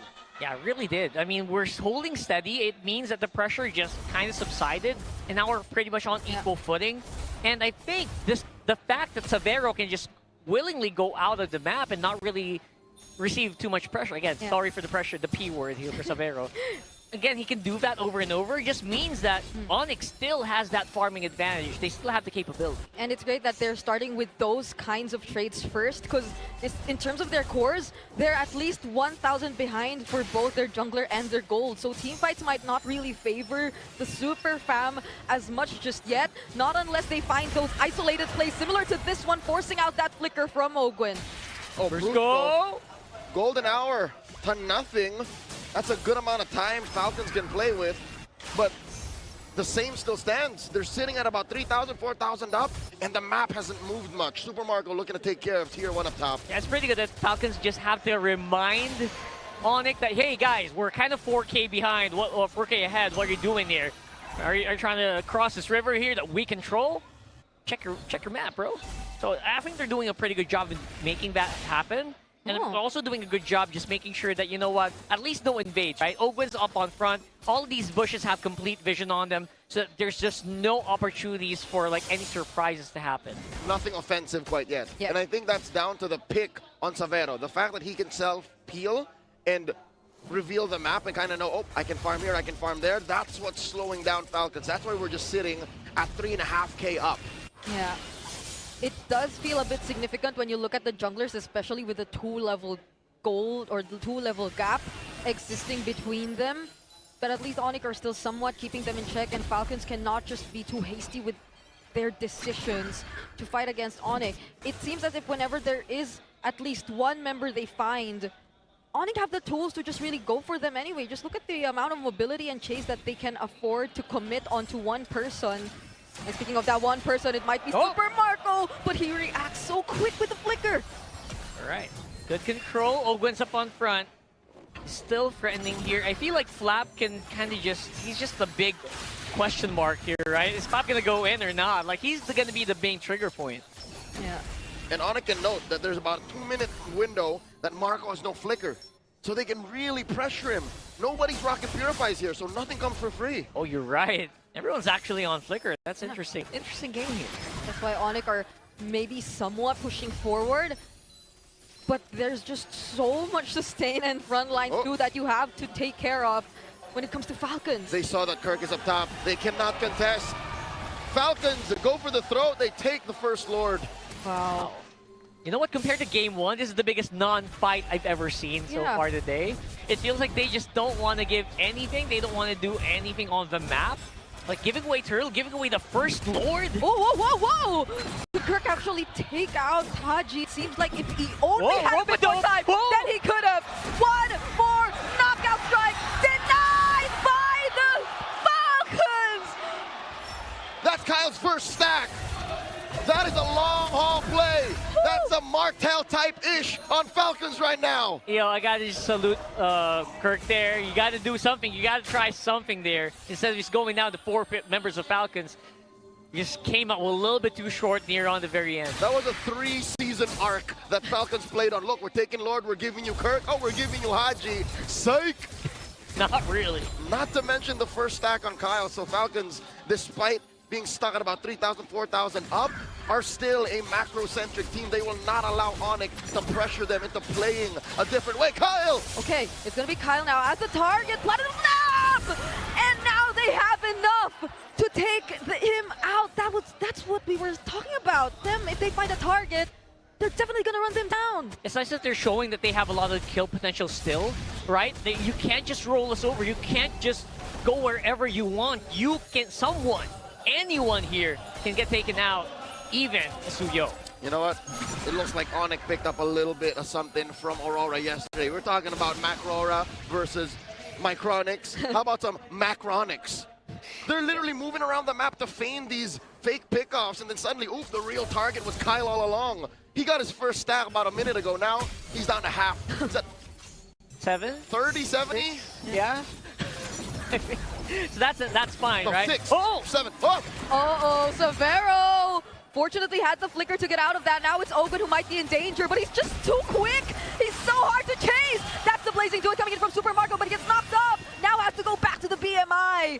Whereas Kirk, just look at what Kirk's been doing all along. Yeah, he's been able to actually just split up very well, and I think that is the primary role of Kirk. I doubt he's going to join these team fights anytime soon, not without like a really big gun, like a Malefic Roar on his side. He can really help with removing Haji, maybe help out removing Kyle, because you know what, you can't really damage Flap. You're not going to do much against Ogun as well. Is he... Okay, at this point, he already has the War Axe, Hunter Strike, and the Queen's Wings. Probably gonna go for another. Just wants more damage. Malefic Roar, maybe? Yeah. And again, when you have that Malefic Roar, your tower taking is also just so much better, right? So I think that's what they're trying to do. Buy some time, shove up these lanes on the side. You also want to go down later and take out that turret, maybe while they're doing this Lord, maybe. And maybe he can afford to really go for the Haji kill later on if that just so happens to be the case, if he already has those items picked up. But Falcons once again, just look at how quick they are to go for the burst on the objective, and now they're gonna quickly transition. That's the Golden R as a response. They're gonna go for Flap and Kyle this time! The Mountain Jumper's done! And now it's Kirk going into the back lines, but the response of the Blazing Dude is a bit too much to handle as well. Super Marco has the BMI, can't escape. 2 for 1 kills for Onyx, still the Lord for Falcons. That looks so good. I mean, the amount of crowd control Falcons had, it felt like Kirk just froze on the spot there. Or maybe that's just what happens when your double jab is out. Like, you use it. But the damage from Onyx. Take all the crowd control you want, but where did it come from? Onyx ran through Flap. Oh, and now they're running through Ogwen. Knock up from the Lantern Flare. Not even the Venom Air Strike will be enough to stop them there. Yo. Ghost kills! Mountain Jumperson once again from Savero. Finding Super Marco and the turret in mid. this firepower coming from? I think we got the answer right there, right? Savero's just so crucial in these fights. 5-1-1 right now on the Yi Sun-shin. They need to answer this. They're going to be able to just repel the Lord Waves and just not even give a damn. Savero has 4 stacks right now, and he's at 4 full items. He's nowhere near stopping. He's going to continue. At this point, I'd say he's more of a threat than Marco ever was in this game. That's right. I think what we saw earlier in the jungle skirmish was like crits coming in from the Yi Sun-shin. Multiple members stunned up, just cannot really get out of reach of the Yi Sun-shin. Very, very sticky if you look at it. And it happens every single time you think that Falcons are already in a really good spot to just commit to the fight. Yeah. Suddenly picks up that Mountain Shocker and lands it on the best possible target. Multiple times in a row, Super Marco and earlier Kyle and Flap. All right, so they kind of know the recipe here. They know what they need to do, right? The big question is whether or not they're going to be able to actually just find another opening like that. Because Falcons, their lead's gone, but they still pack a punch, you know, figuratively. The map still belongs to Falcons. It's easier for them to still make plays. Yeah. But here's what's scary. Onyx can do just the same. They can send Kirk on the opposite lane. They can have Savero run around and then run back. Flap alone is gone here. He did not expect this. It's a 5-man rotation from Onyx just to take out the Filipino cannon. And a monster for Savero, plus another kill on Haji. Open to the backlines, finding Brusco finally now. But then he might just be in danger too. Fortunately, had to flicker out. All right, that's a 2-for-1. They're doing pretty good damage mitigation here, Falcons. But it feels like Onyx have found their groove. They found that rhythm to get the pressure going. Oh my God! Falcons. Kirk walks into it, sees Kyle and Olden, cuts him in half. Okay, there's no Haji. There's less threat of a burst. Kirk is just... he's so brave with this Paquito right now. That's right. Brave is an adjective that doesn't describe the whole thing. Okay. Oh. Okay, Ogwen. Immortality popped. No way out of this, not unless, okay, no way to chase him down. What? But Kirk had to use the flicker to get out of that. Falcons now going for the re-engage, but it's Onyx who bursts down the Lord this time. Falcons respecting Onyx post-fight potential. Again, even before the Lord, Onyx is lethal. And now it's clear it's Onyx time. The yellow half of the arena have gone crazy. What does Falcons do here? Did they just drop the ball completely? I don't know. It feels like they were forced to drop the ball, honestly. Just how much exertion that Onyx is doing right now, especially this Paquito, man. This Paquito's taking us so much by surprise. I agree. Like, I do not want to even look at the KDA, the amount of impact Kirk has in this game. Constantly pressuring the sides of Team Falcons, and even the positionings of these members who are just so crucial to how they're about to win it out. That's what the hater would say. Look at his KDA. But I think that'd be a mistake. Even Falcons shouldn't look at the KDA. They should respect his output. Yeah. It's just look at him, look at him, look at him. Look at Kyle, man. Oh, having a hard time getting punched here. Okay, that's the King Kong finding a kill on Kyle. How did that? Now it's going to be Flap. Nearly bursted down. They take care of the Lord. But that's about it for now. Brusco going in for the dives. They just really want to take out as much base turrets as they can with another wave coming in mid. But even before it arrives, they already complete the job. This is 4v5. Yep. Kyle's nowhere to be found. Flying Clouds already utilized. Better airstrike just to clear out the wave. Super Marco. He's starting to feel the damage. Now it's Kirk going in for the fast clear. But Falcons can take care of it. There's one more minion. One more minion opens up on front. Oh, but Falcons find the right opening with that Throne of Ruin from Flap. Now the Immortality gets popped. Kirk gets picked off, but the Mountain Shocker still lasts. Now it's Super Marco with a chase. A Flicker Blade, they do it. They're turning things around. And now Super Frizz gets taken down by Kyle. 2 for 1. Falcons' first winning trade in quite a while. That was as good of a trade as you can get right now. Oh my. Onyx just so close to actually finishing it, honestly. One more death maybe could have been it. Kind of felt the impatience there. But at the same time, they can afford it. Yeah. It's literally swiping without looking at the price tag. Brigida, you're familiar? Oh, hey. Because the Lord was still contestable. It's 30 seconds out. Sure, Falcons regains part of the map, but their base is bare. Kirk can just go off the long lane and say, look, if you don't answer me, I will end it now. Yeah, it's not like they completely lost out on that fight and Falcons were able to get anything more aside from those kills that they were able to find with that counter engage. Yeah, it's not super too late for them to actually do that again, right? Like, they can still do that play where you send Kirk off on the long lane, especially right now. Most likely on the top side, Kirk can kind of pivot very easily towards that. Now, if you're Falcons, what's the answer? Do you try to answer that, or do you just go for like an all-out push? We're gonna have to wait and see, because fight's gonna happen soon. Yeah.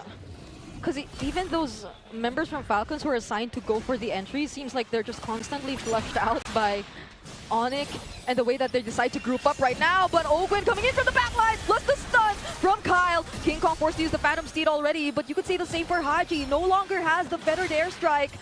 And now Onyx are pushing forward yet again, using the Mountain Shocker. And look at where Kirk is. Look at Kirk! He's setting up. He's setting up the backdoor play. Oh! Wait! You need to react. Falcons need to react.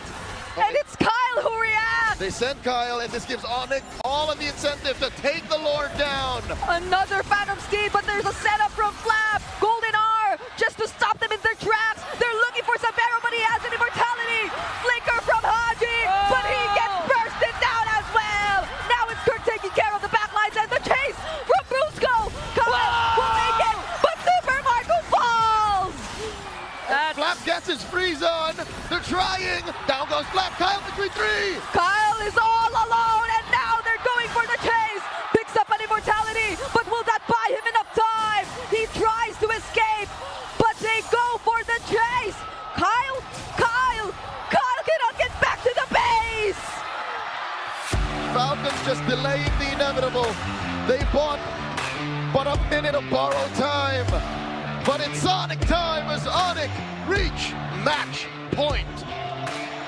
2-0 against the second seeds of MPL Philippines Season 17 regular season. I did not expect this to be this crazy.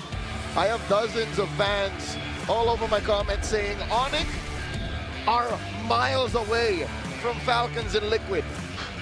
Now what?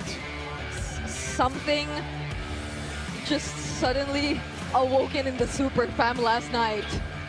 There was something different about them since the moment they played their 5-game series against the M7 World Champions. They're like a rampaging beast here, man. They completely unleashed their capabilities against Falcons, who again almost went undefeated in the regular season. Look at that buff right there for Brusco as well. Yeah. Screaming her lungs out. I think one of the things I really appreciate the most about Onyx heading into the series is the fact that they really lived up to the majority of their keys to victory. And the pressure! And the pressure just performing as the pressure! This is after he got drawn first blood on. This is after the whole Marco's up 1,000, Marco's up 2,000 in the first 5 minutes. You know what? I think Savero's a trap. I think the whole trick of, oh look, we're playing around Savero.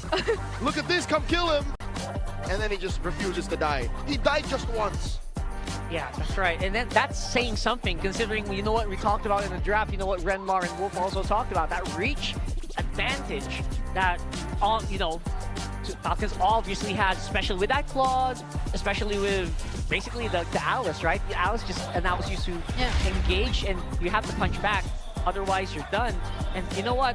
Falcons did have a solid lead. Yeah. 4,000 indeed. That's why it feels so frustrating in a sense, and I hope this is not where it ends, where it's not where all that hard work and them studying Onyx up until 3 a.m. ends.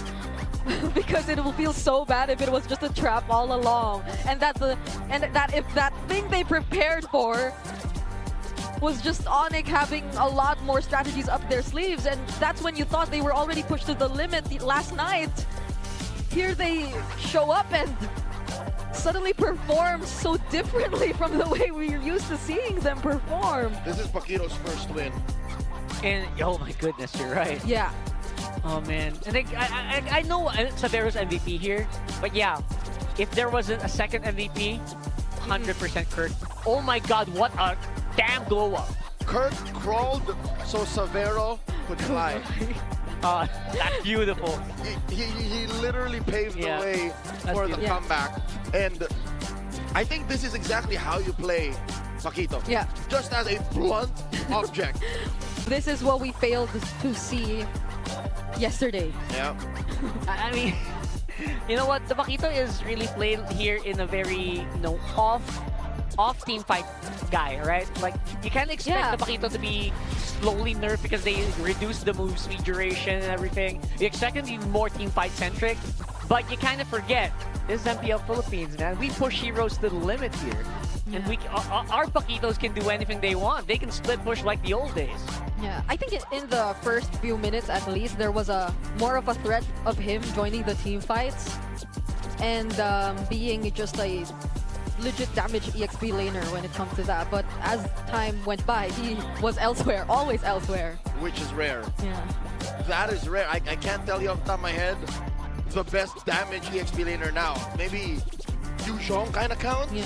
Benedetta? So, Bennett, yeah. You know what? Maybe this is a renaissance of damage XP laners. And it started with those two. And then now here comes Kirk, proving that Paquito is an essential part of that ecosystem. Just saying something because it's community sentiment. Don't quote me on this. It's community sentiment. Kirk is the literal chink in the armor. Right? That's what a lot of people say about Onyx every time they play. I'm not saying it. People are saying it. I'm just reading the comments. But you know what? Here comes Kirk proving him wrong. Here comes Kirk proving, hey, you know what? The team can depend on me when push comes to shove. Here's a different type of XP laner that he can actually pull off. I think that's another thing that we've been seeing online, especially after what happened last night. But here it's also just Onyx as a whole team sticking to what we see really works for them and switching it up overall. I don't know where to really put my attention into for this entire game because I initially also just wanted to really focus on Savero, but now it seems like we have to put our eyes on other players as well after what they've been able to show here. It seems like after they just went online, everyone was just so aggressive instantly. You could see Kirk constantly chasing. I think now, honestly, now that you think of it, it was after that one failed attempt to kill Haji where everything began. They get fired up. Yeah, you see Brusco suddenly flickering in just to find those silent shots, and you could say the same for the other members of Onyx. I think that's exactly what's going on in Falcon's head this whole time. But it's like, how do we get them? And then it just led on to just the comeback. More on this later, but for now, quick reminder that 7 years later, we are officially back where Filipino MLB dominance began. The MPL Philippines Season 17 playoffs are live and underway in the San Juan Arena. And we are running all the way to May 31st, so don't just watch history unfold, step right into it. Yeah, tickets are selling fast, by the way, so head on to ph-mpl.com/tickets and secure yours now, because want to see you here in the venue, man. Where it all started, that 2019 SEA Games win, we just kept winning after that. 7 years later. I remember where I was that night. Hey, the All-Star Event Series is officially live and the loot is yours for the taking. Gear up for the title treasure hunt and title gold rush to score everything from free skins to diamonds. Don't forget to grab your All-Star returning gift just by logging in or rally your squad for the Tide Clash 5v5 event. Now is the time to gather your friends and stack on those coins. Yeah, get those coins, log into your MLBB, and jump into the action. Don't miss out. So, this, as much as we sang the praises for Kirk and for Savero, is more an issue for Falcons. Let's not skirt the obvious. Bro. Falcons had this. This was their game. Falcons are exactly where Aurora was last night in Game 5. It's just not pivoting as much as it did yesterday, right? There was a really big back and forth. This is just Falcons just kind of just running out of steam maybe halfway through the game. And this is just as we kept building up on how this is probably Falcons' best run ever since they've rebranded to Team Falcons. From Season 15 to Season 17, this is probably the best where they've been in, and they've also performed so well against Onyx whenever they face off against each other in the regular season. Yep, on paper. starting in season 15, they've always been 50-50. But this season, they finally got the best of Onyx twice in the regular season. They went all the way given, but now it's literally just one game away. Yeah. So there's really something that happened between the regular season playoffs, right? Really, really big shit. And there is something about these two teams that give them the propensity to go all the way. MSC 2024, Falcons lost Game 7.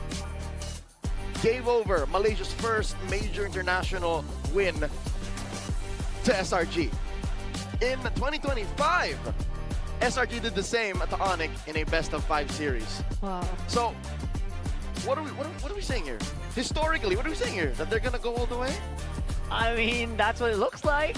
And I think that what they're saying here is both of them also just want to reach MSC again And to make that comeback, to and- make that revenge arc. Yeah, to find that revenge, which I think we're all looking forward to see if ever who gets to be the representatives of their respective regions as well.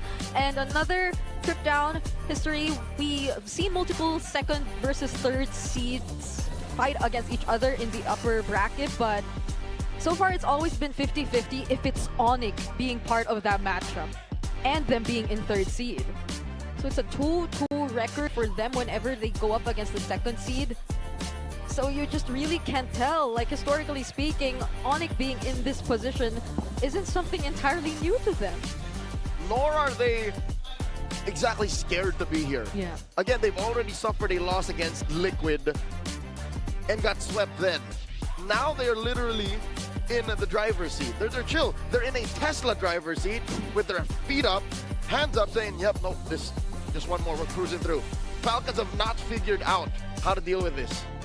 Oh, it's gonna be rough, right? It's Falcons. I haven't seen Falcons like this in a long time. After that 3 a.m. study session. What did they do? I'm curious. I know. Did Yi Shin show up in the 3-hour session? Because it didn't show up yesterday, but today it's gone 7 for 7. Yeah. I can't help but think of that one interview wherein I think one of the players from Falcons said that to get past their team, you have to get past Coach Moody. And so I feel like it's such a crucial role for their drafting to really step up. Did they sneak the Yi Shin past Coach Moody, past Coach Bren, past Coach Ducky? Or I don't know, like even the Roger pick, was it something that they planned to use against Onyx all along, or like what was the entire idea? Because Falcons and their drafting here in the series at least feels a bit different. I think the Roger is an entirely different issue. Yeah. They cooked too much for that, man. They cooked too much. It got charred in the oven and everything. They put chocolate in their spaghetti. I mean, it sounds good, right? Like chocolate and spaghetti are two good things, but they're like, this seems like this should work. Oh yeah. And then they find out one of them is lactose intolerant. Like yeah. Super Marco on a marksman that not only has iframes, but also has a purifier. Like, how do you lock that down? And we saw in the game, I don't even remember a single good play of the Roger. I'm sorry, man. That's what it is. I really thought that was gonna help, like the iframes plus the bulletproof, but That was just dogpiled on the fact that the rest of the team kind of played sloppy. Punished hard by Onyx. But game 2, it's a whole different story again. They played too slow. They didn't finish fast enough. They allowed Macronix to come through. But for now, we're going to get some time off to try and talk to some super fans. We got our lovely hosts with them now. It's Team Falcons versus Onyx Philippines. And here in the Champions Arena, walang basta-basta magpapatalo. Kaya naman nandito tayo sa Falcons Nest. Falcons Nest, ano ba ang palag nyo sa kanila? May flop easy kami! Woo! Ayan, nagpakita ng biceps. Kung may flop talaga tayo dito, pakita nyo naman kung gaano kalakas si flop. Paano ba yung cheer natin dito sa Falcons Nest? Let's go Falcons! Let's go Falcons! Let's go Falcons! Mainit pa rin dito sa Falcons Nest at sure ako na hindi lang basta susuko ang Team Falcons. Denise, may palag ba ang Sonics dyan? Well, Odin, I don't know about you, but we're sitting pretty comfortably here because Sonics, what time is it? And as you can see, the Sonics are up 2-0. At Sonics, tatapusin na ba natin? And as we say, O-N-I-C! Deserve din naman natin ang chat eh. But you know, who deserves a lot of praise? I think yung mga members ng Onyx Philippines, Renmar, na gano'n tayo ng oras para tutulong pa the game, the 21-minute game. Actually, went in favor of Onyx Philippines because everybody stepped up. Of course, medyo may mga criticisms tayo dun sa mga unang mga ginagawa ng mga ibang players. But Brusco, Kirk eventually, etong si Super Prince, King Kong, and then, of course, our MVP Savero. They had their own contributions to the game. And parang napakaganda talagang panoorin nila ba rin if you're an Onyx fan. There's already a precedence to the combination that Onyx brought up with. Earlier in the season, they got a Marcelo and Yi Sun-shin together. It was a little bit more dominant. Of course, Falcons had a much better early game here, but then at some point, things turned around. And if there's one play I think that we can highlight, I think you actually have something prepared for us. Yes, there are so many plays na kailangan titignan, pero syempre hindi pwedeng hindi yung pinakahuling play na makikita natin. It all started with this Kirk split push na syempre nagpagulo ng box ng Falcons na kailangan nilang gawin. And now, the Lord Dance commences. Makikita natin dito, I want you to observe at what Haji eventually and Ogwen is doing kasi hahanapin nila itong si Savero. At nung nakikita natin na unti-unti na, hahanapin nila yung access papunta doon sa ating Yi Sun-shin. And then, what Onyx Philippines will do is interesting dahil magsisplit sila. You can see si Super Prince ang tutulong dito kay Savero habang si Savero ay maghihintay ng kanyang item end. Abangan dito yung quick item later on para kay Savero as we are going to play it. King Kong as well as Brusco, they made sure na sila ay maliligtas sa kanilang sarili. And that this immortality play, makikita naman natin din ang tulungan at communications coming out from Onyx. So I want to pause it a little bit. Knowing na si Haji, meron pa siyang isang bagsak na pwedeng gawin. But Brusco as well as Super Prince and then King Kong, literal na lahat sila. Protektahan natin itong si Savero para iligtas ang kanilang teammate, ang kanilang carry this game. At yun na nga yung mangyayari. After this immortality quick buy, makikita naman natin si Kirk at si Brusco na magko-combo. At isa sa mga interesting dito is merong flicker etong si Super Marco, merong flicker si Kirk. Pero ang naunang mag-flicker is Brusco. This actually allowed Onyx na mag-juggle no kanilang mga crowd control para hindi makareact si Super Marco at mapatumba na nga. After this, it was just Onyx Philippines cleaning up shop. So, tignan nyo yung play na yon. Literal na lahat ng members ng Onyx Philippines may ambag, may ginawang matindi at yun yung dahilan kung bakit sila nanalo sa Falcons. Historically, so far in season 17, Falcons have done a really great job of taking care of their map. But there was something pointed out by our panelists where Kirk was the one left to clear out the minion waves in the far lanes, and then Falcons would just seemingly forget about it. I feel like I'm sort of getting reminded about an old form of then AP Bren. You remember what they were like in season 11? They were such a strong team, and then they came out with forcing Florence, and most importantly, forcing fights. I feel like there were some moments, especially I think it was Lord 2, where Falcons forced the fight in the purple buff after they got the Lord. Still desperately trying to reach after Savero, and then they got punished. Seems like they forgot about the big mountain chakra stun from the Yi Sun-shin, and of course, late golden hours by Brusco that mess up tempos. And to supplement what you just said, Renmar, feeling ko pwede mo siyang tignan dun sa whole game na yun na parang may mga times na nakakuha ng maliliit na pickups ang Onyx from the river. Meron dun sa kaliwang side ng river, there's one in the right side of the river where nakuha nila yung kill kay Flap, tapos merong kill kay Brusco. At in-attempt nila yung kill kay Super Marco pero nakapiglas Super Marco. But that gave them control dun sa river. So, I think siguro kaya mo naisip na parang yung map control ay nawala doon sa side ng Falcons. Maybe it started with just literally river control na meron dito ang Onyx Philippines in that particular game. Yeah, which is what's awkward about the whole experience for Falcons, because at one point they were the ones actually holding the river really well, or at least if they're not the ones holding the river, they do a good job of pushing back Super Friends, pushing back Brusco, just so they have a little bit more space to work with. I think we need to see much more discipline here from Falcons, respecting the fact that all the members of Onyx, it's match point, and they are locked in. No battle spell wasted. Sometimes skills are wasted, but it's unavoidable. It happens. But Onyx are just so good. Forced. Forced, yeah. If you're gonna waste a spell, do it because you attempted something great. Tama. Not because it just got burned out. Yeah. Also, I believe it's first pick for Onyx. Mukhang mas priority pa rin na teams ang makakuha ng first break. Or, wait, home team dapat ang Team Falcons, right? So, game number 3, They picked this? they picked this, indeed. So baka ganun na kanilang discard with the last pick ulit in the side. So Onyx, will they go for the Marcel again? Hindi, sila yung nag-ban mismo. Whoa. So That's a flex. Because usually if you see the opposing team pick going onto the same side now, Yeah. Bread, that means they're thinking a very specific plan. Onyx blocks that because now Okay. Falcons are forced to change their plan with the Marcel getting taken away by Onyx. all right. So with the Phobius as the last ban, would you go Harley na dito para sa Onyx? Kasi wala na yung Marcel, so that would not be a problem for you. The Vanity was also taken out. Means they're more of a Baksha team now. Of course. They are more of a Baksha team. Throughout the season, King Kong has been stellar with this hero. The rotations are going to be sharp, and this allows Onyx to now build up a lineup that ends the game really quickly. You also have the Guinevere though para sa Falcon. So ito yung interesting. Nanalo naman ang Onyx sa Baksha versus Guinevere just yesterday. Oh, it was the Baksha versus Fredrin. But there was that interaction na Baksha versus Guinevere. At ang Falcons ay more than happy to pick up that Guinevere now para sa kanila. And no, there we go Claude first. Claude and Glue as their priority here for Falcons. All right, still, I think a lot of respect towards Savero and how great the Claude pick has been. Yeah. The glue provides a lot of disruption, and it's a great flex pick. I think mid laner now for Onyx would be warranted. Just get their Roman trio again, or if they can somehow find a flex pick. Yeah, Kalea nandyan.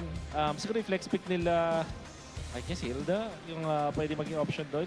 Yeah, but then they'd already show it that they have to pick up the Kalea as well. Yep. So I'm thinking Kalea Gord here para sa Onyx.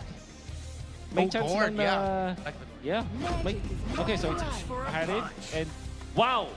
Whoa. Wow! Very honest with their pickups. Onyx will go and take the Harith as well as the Paquito. Yeah. Ang Falcons, alam mo, ito yung parang dinidare ng Onyx. Sige, mag-Esmeralda kayo.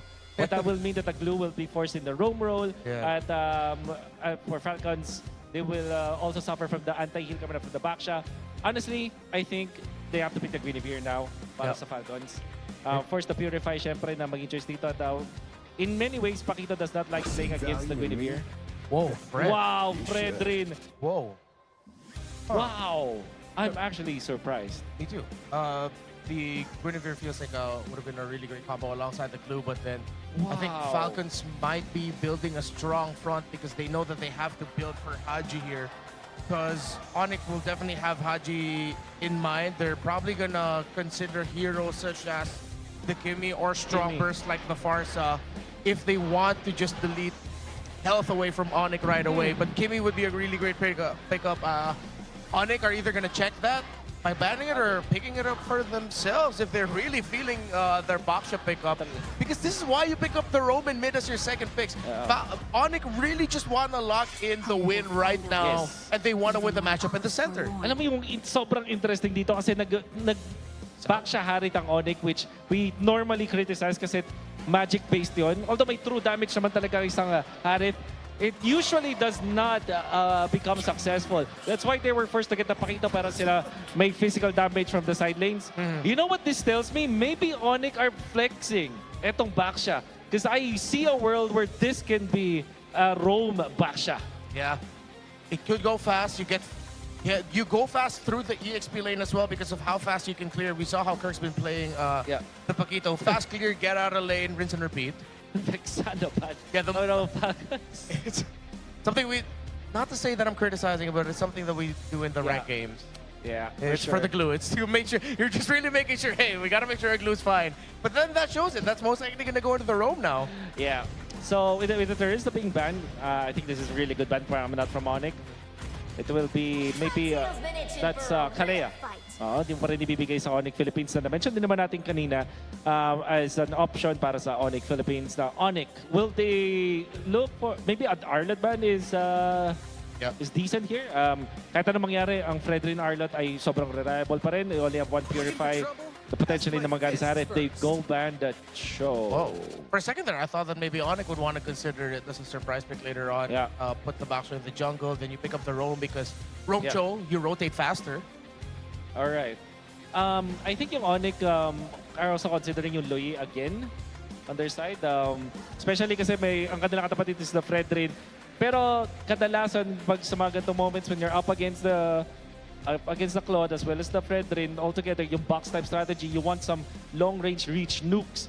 Farsa would be good if baka hindi masyado because of the presence of this Claude.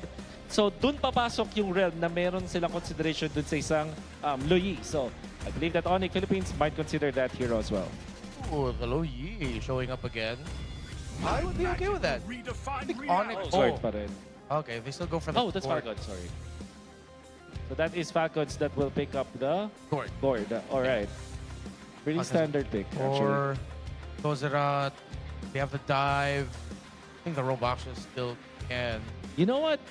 What if, ano naman, si Prince naman yung bigyan nila ng masayang hero dito. What if we get na Selena is for Onyx Philippines? Huh?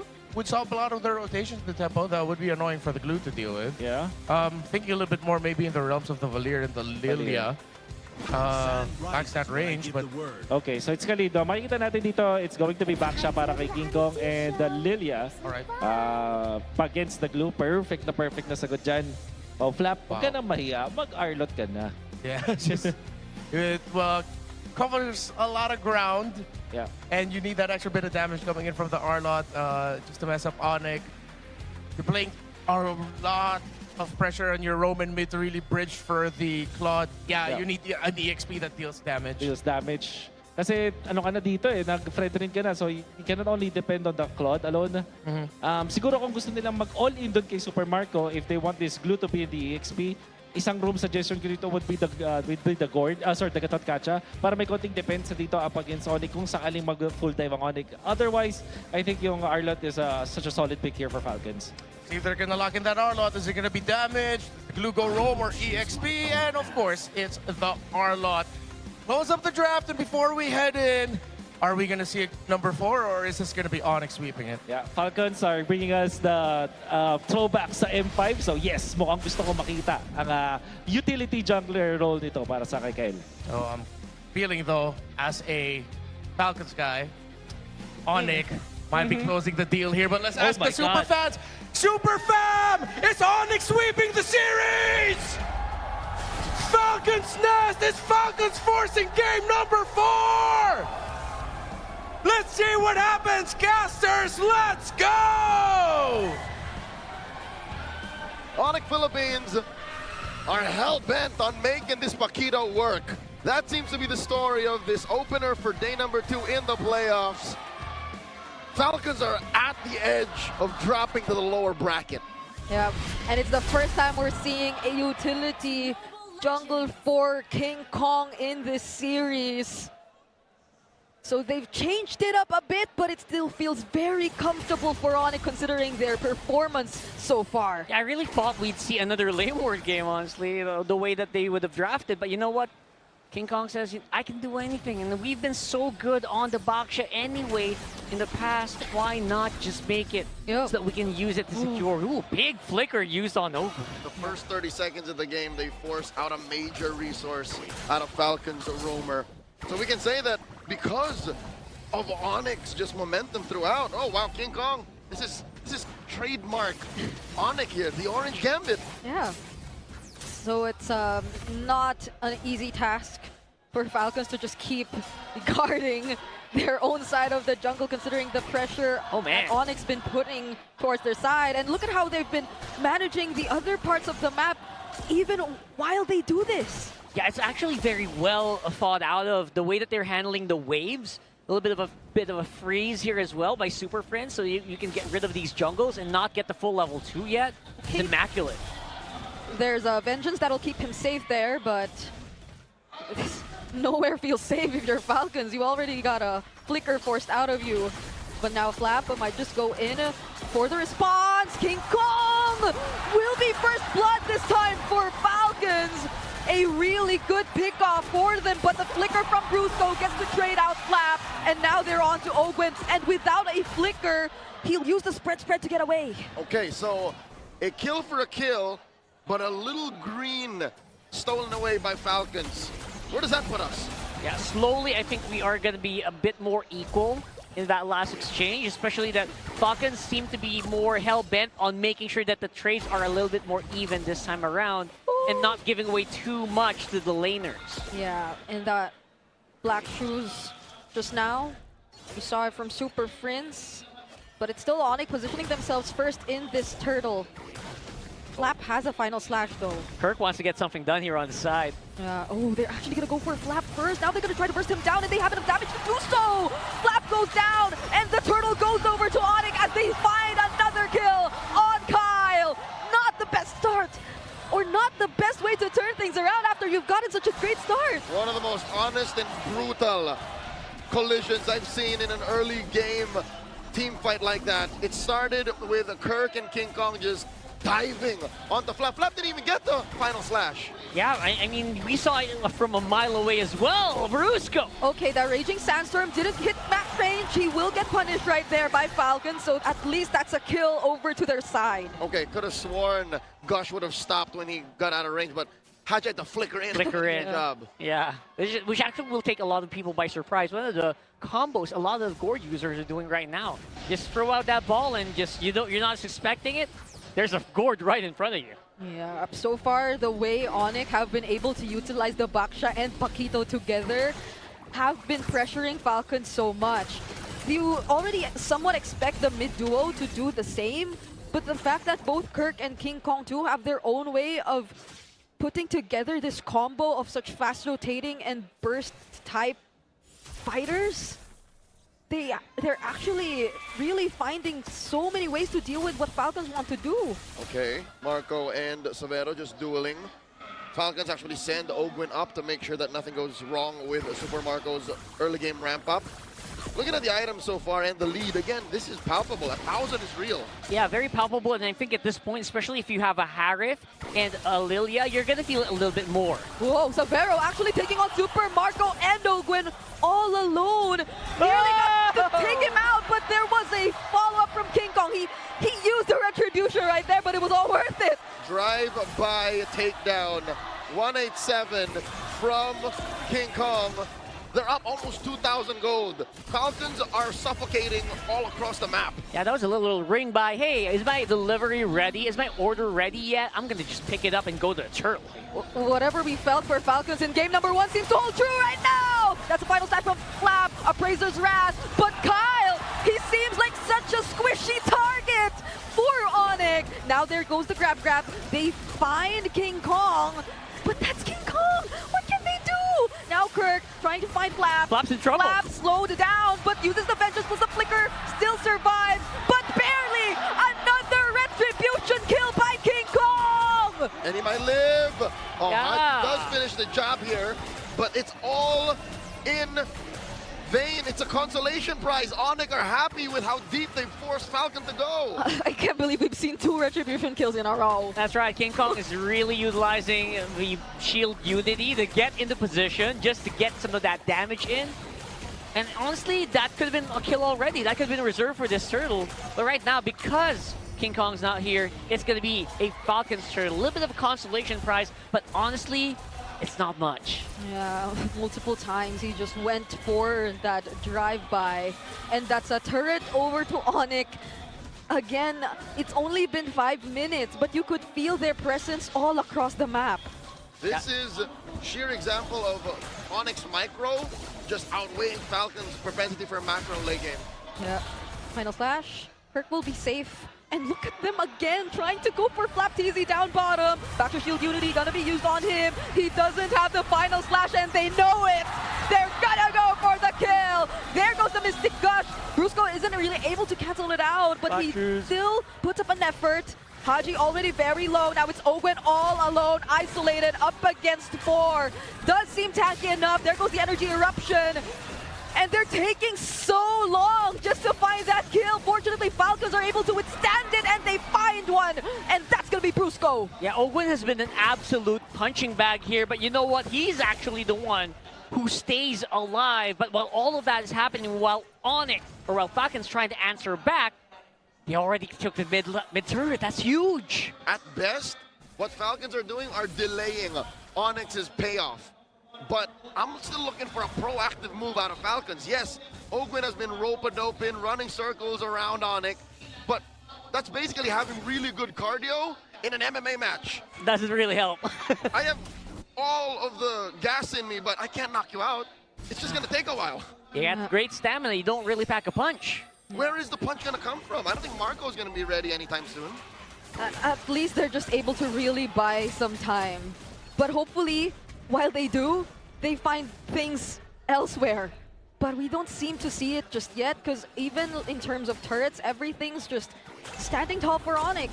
They're not even able to deal damage to any of these tier 1 turrets for Onyx. Yeah, but I kind of get it, right? Because Flap's just a non-factor in these fights. I mean, I think Onyx has cracked the code. Okay, now they're gonna burst Kirk.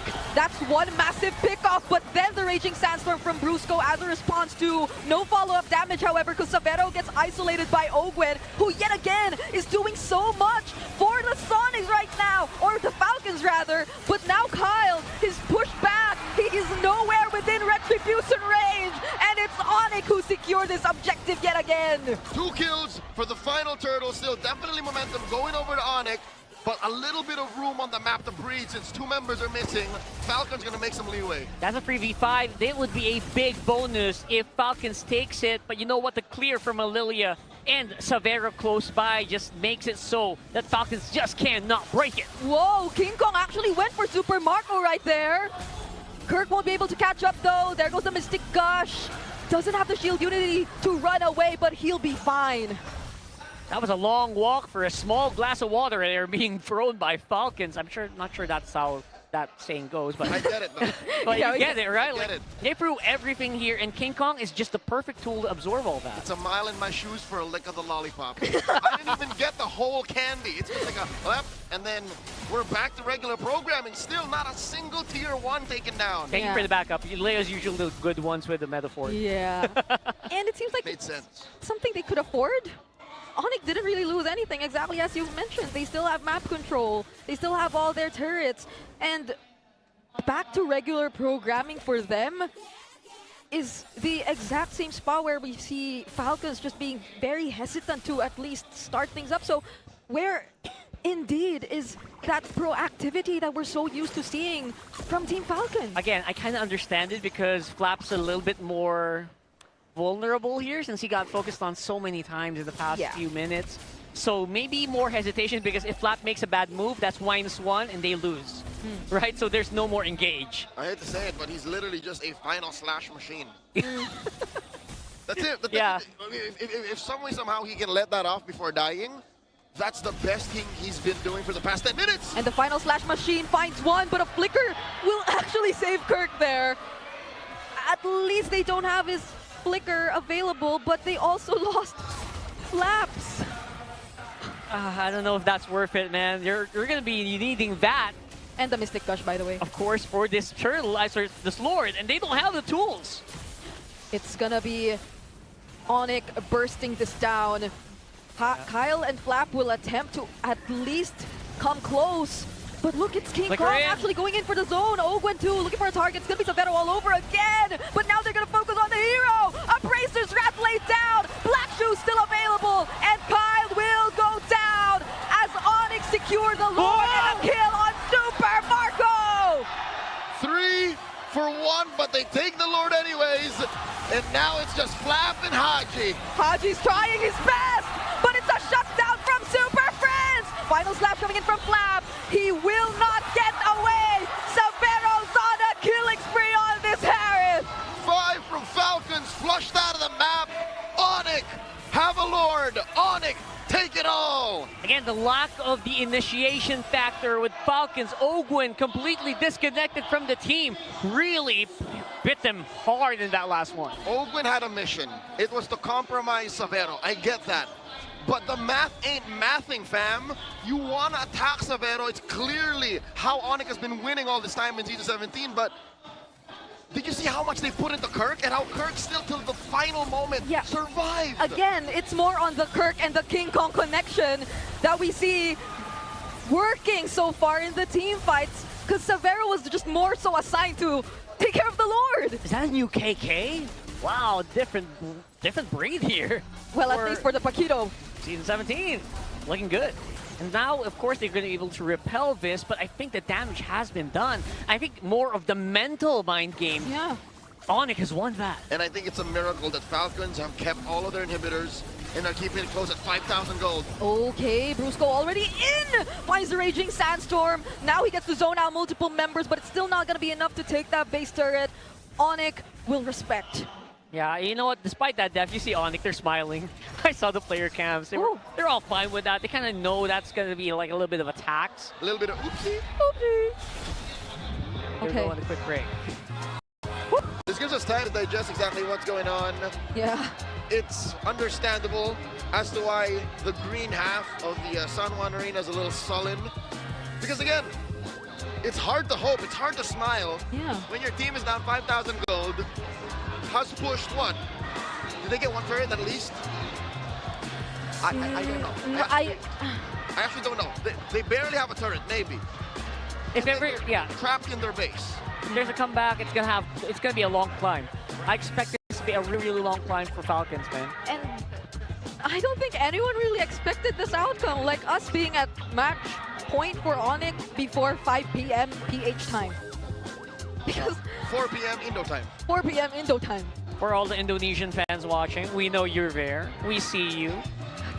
12 noon Saudi time. Wherever you are. Like this everything has happened too fast, way faster than we expected. We've already mentioned it in the six-man panel earlier too, that this was probably one of those series that could go all the way, but Falcons for some reason have been struggling against this momentum we're seeing from the Super Fam. Yeah, what's happening is it's going all the way for Onyx. Yeah, that's the only all the way that's happening right now. The Chop Master Sent says it's go time, and it's time for Falcons to actually clean up.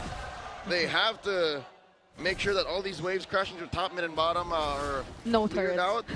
Not a single one. Oh my god, top lane doesn't even count. Yeah. That's close, but not really.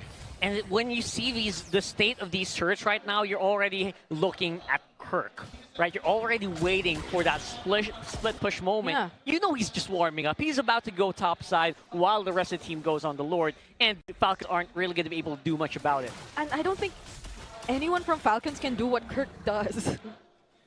Like Super Marco, but he's a much more... Nah. He's needed for the fight. Yeah. So that means Falcons only has two options. Entertain the fact that Kirk will do it and try to punish him. Yeah. Give the Lord over to Onyx. Or let Kirk do that, suffer the consequences, contest for the Lord, knowing it's a 4v5. And the timing of that is very difficult. It's going to be very tight if they try to contest. Yeah. I don't know. If you make the wrong decision at the wrong time, it's over. Yeah, it's pretty much over. So Falcons really need to make a call right now. They see where King Kong and Brusco are. They also probably have an idea of where Kirk is going to go. It's a far lane push first. But, okay, King Kong seems to have something different in mind.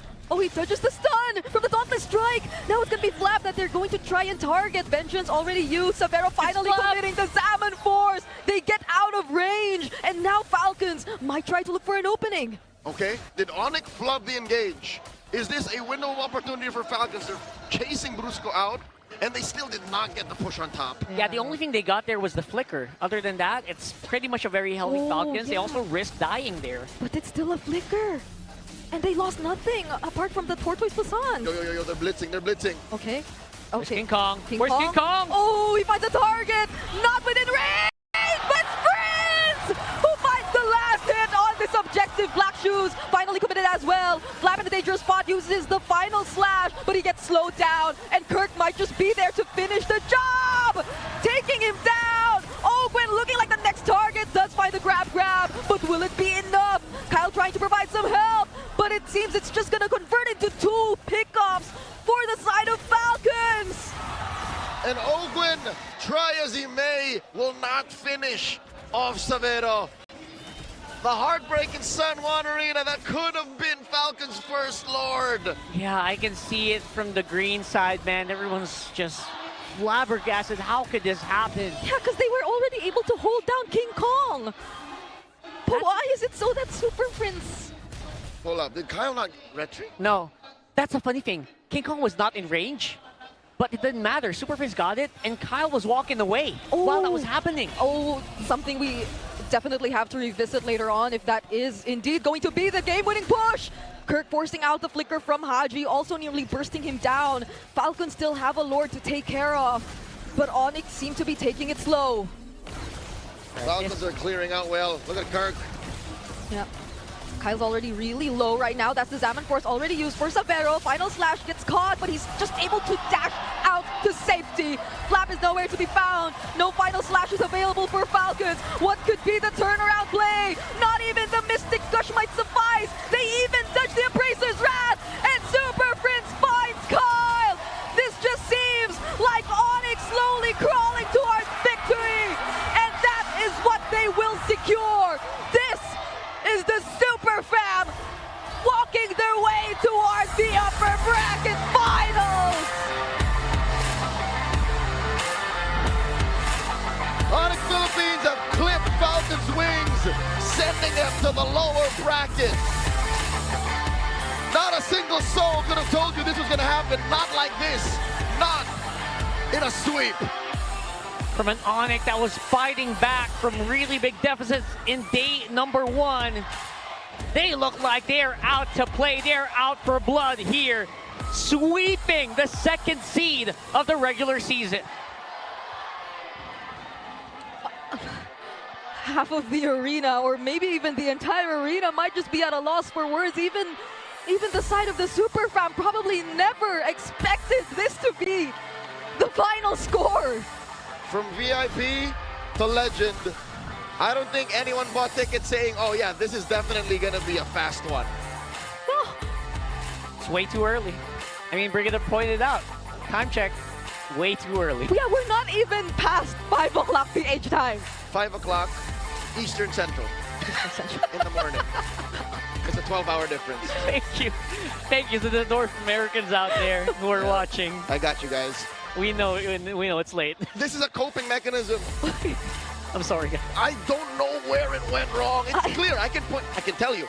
I can pinpoint where, but for now, let's go on over to the stage. Let's see how Onyx is feeling for the post-match interview. Sonics, what time is it? Walang pahinga, Denise, and now No for the sweep. breaks and no rest for Onyx. Playoffs giving a 3-0 win. They gave us a 3-0 win. Sonics, tapusin na ba natin? Well, tinapos na nila agad. We Super did ask the Prince. Sonics earlier, should we end this? And they did end it quick. Kahapon. Ang haba nung naging laban yung kahapon. But You had a really long series yesterday, against Falcons, 3-0. but now you ended it in a 3-0 sweep. Legacy battle. Ano yung naging preparation yun? We've discussed your recent legacy battle. What separates you from Team Falcons? Una, nagpahinga po muna kami after ng laban din. I guess it's because we had a bit Hindi na rest. po kami nag-prepare sa kanila. Pinanood namin yung mga regular. And we just really prepared against them. We watched our regular season matches against them. Playoffs, no? Ang bilis ng panahon. Yung Everything happens so fast. Preparations, yes. You, King Kong. Yes, a lot of preparations. Now you, King Kong. Going back to the regular season. Going back to the regular 0-2 season. Or na-2-0 kayo ng Falcons, if you remember correctly. But Yeah, they had a 2-0 record against you in terms of series. playoffs, at least in this match. And now, at least in this match, Factor para what was the biggest factor so you could get this win against them? Analyst po namin. Let's have our analyst to answer that. Para sa akin, For me, it's yung unang nangyari, minanifest ko na bubugbugin. first I manifested that I will beat them up. Second, Siguro, I guess yung mga need namin aralin sa what we need to study sapat siguro. Yung, about Falcons more in terms of the patch eng manifestation. and Eng manifestations as well. And manifestation and story continues even in this fight of Falcons and Onyx. And speaking of better performance, Denise, Kirk, grabe yung in-improve ng You've improved so much regular season. from the regular season Playoffs. Kapag and coming into the playoffs. Kirk ng regular If we ask you what's the difference of now in the regular season Kirk and the playoffs Kirk, what did you say?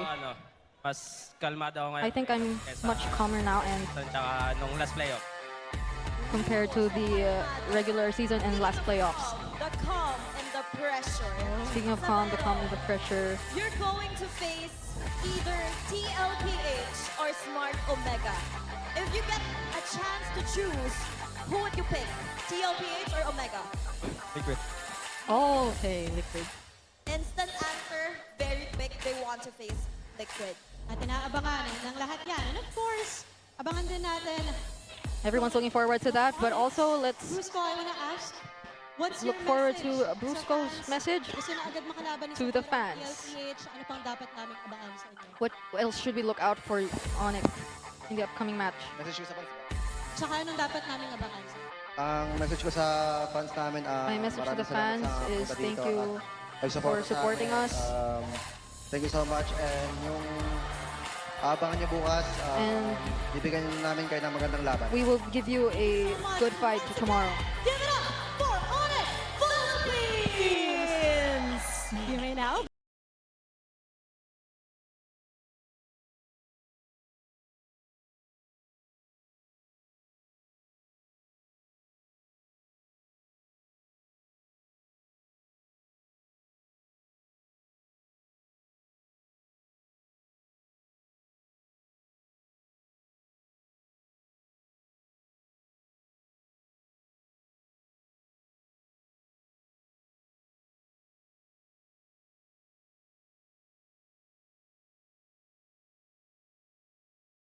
It seems like the whole manifestation shtick has caught on.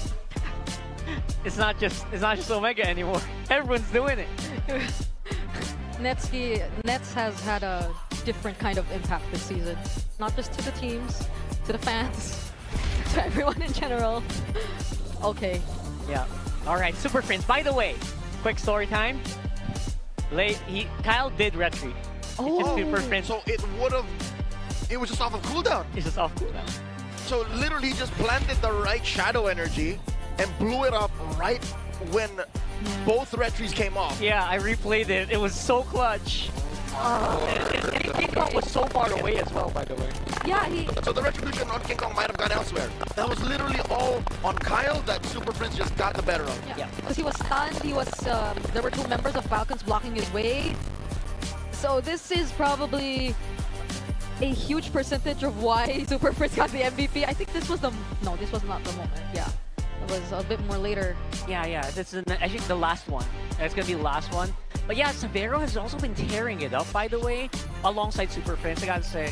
You talk about Severo. Scary guy. I think it's true. We can't just chalk it up to theory anymore. Whatever tape Falcons watched, they have to check it's the right tape because this is a different Onyx. Onyx have unlocked a new playstyle. They're using Severo as live bait. And that makes their opponents blind to the fact that Super Prince is about to steal your Lord, that Kirk is punching you in the face, and that I can't even blame the draft because the draft is sound for both sides. It's just Onyx used the macro against Falcons.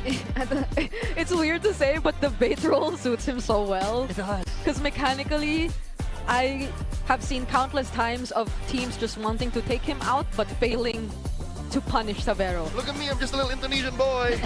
Psych. I'm the best gold laner in the league. He also has the perfect hero to do that. You're trying to bait out these grabs. Yeah. Put it on the Harith. The Harith continuously gains that shielding them as long as you synchro vision in. Yeah. No one's hitting you. You're just shielded all throughout. All he has to do is don't touch me, guys. Don't touch me. Yeah. This is almost comfortable. Yeah, and was he on a Purify even for this game? Yeah, he was on Purify. Yeah, So he didn't actually suffer too much, and it wasn't even completely threatened by the final slashes. Where Yeah. were those? Yeah, I missed those in this game. I think they've done such a great job through the early King Kong Kirk movements to shut down Flap. This is where I guess the KDA slightly matters because finding kills on Flap 7 times in this game and making sure it happens every single time before an actual team fight breaks out has influenced the outcome of this entire game. It makes sense though. It's these two that have been very vocal in season 17. You ask King Kong, you ask Kirk, what's your mission for this season going into for the Super Family? Both will say in different words, but you know, the truth rings true. We want to win without Kelra. Yeah, I mean, again, a lot of people are saying it feels like Killer never left, right? Like, come on, it feels the same spirit is there. The carry factor is also kind of there, just not like quite off the roof. Might I say this? As a fallen Falcons fan, again, I am crying deep inside. But I'm impressed. I can't even say I'm sad. It's because this might be better than Kelra. Whoa! Because he can carry. No way. I'm not saying Savero's better than Kelra. I'm just saying this form of Onyx is more dangerous. Yeah. Because, yes, you have the carry potential, but also, they can bait you out. It's like, look, beat him up, and then we kill you. All right, I can get behind that because if you remember games with Kelra and Onyx on it, all right, Kelra's gonna pop off. Yeah. But usually the rest of the team gets left behind. Not super far behind. It's just a little bit behind. It's clear that Kelra's a cut above. Yes, exactly. This in here, they're so level that they're elevating each other. And you're not sure who exactly is gonna pop off in each game. Like, it can be anyone, it can be these two guys, it can be this one guy. It can be anyone from Onyx. So am I capping when I say this might be better than Kelra? It's different. I'll tell you now, it's different. It's different. I love that. I love that hot take, though. It is a hot take. You guys have to agree or disagree. Comment down below. Let's listen to the Infinix Liquid Cooling Beast Mode mic check. On behalf of Brigitte and Rockhart, my name is Leo. We'll be back for the next best of 5. Stay with us.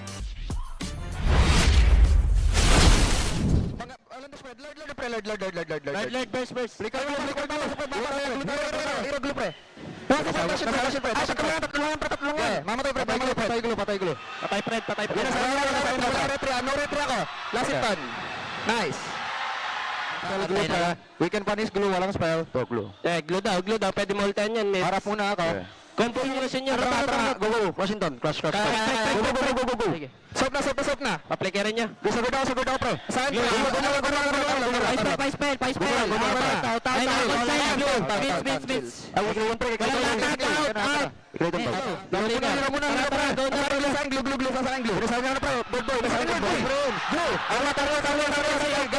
Ingat, Mitch. Mitch, mag-isa ka dyan, Mitch. Charlotte. Glue next, bro. Glue next. Wala HP cloud. Ito, clean cake ka. May wintro ko, harap. Second skill glue. Kalma. No PMI cloud. No second skill glue, guys. Ano? Cloud. Patayin niyo. Nice! Alright, we were watching the play there on our mic check on the big screen. It's Redmar and of course, obviously Kirk, King Kong, and Wolf. And we're gonna go straight to a play breakdown that Wolf wants to ask King Kong and Kirk exactly what happened here. Na-breakdown natin ito ng konti kanina, pero mas maganda kasi makakuha natin from the source. Kirk and King Kong, explain nyo naman yung split push play tapos nag-lead sa Lord Dance ninyo. Explain nyo. Sabi ni King, split push ko daw eh. Tapos, ayun, naniwala lang ako. Tapos, nag-dash na sila. Sabi ni Bruce ko, wala daw wind of nature si Claude. Kaya, plinigiran ko na eh. How about this one? Nung time na ginugo na si Savero, paano nyo as a team? Sabi ni Savero, may imo daw siya, hindi siya mamamatay. Tiwala lang. Sabi niya talaga yan. Sabi niya, straight Tagalog. Lupit. Hindi sa Indo, Tagalog mismo. Tagalog.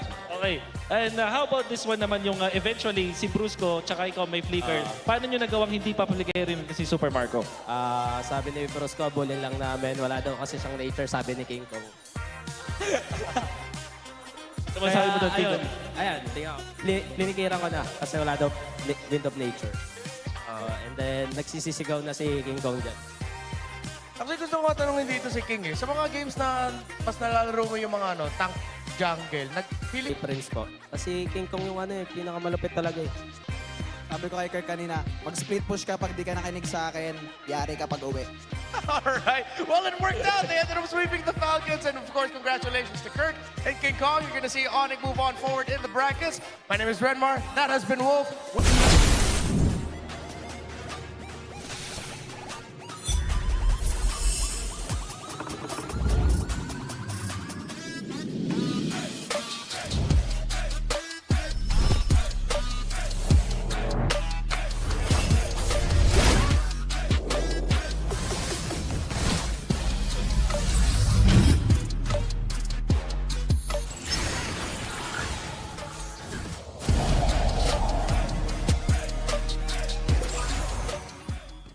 pumunta dito!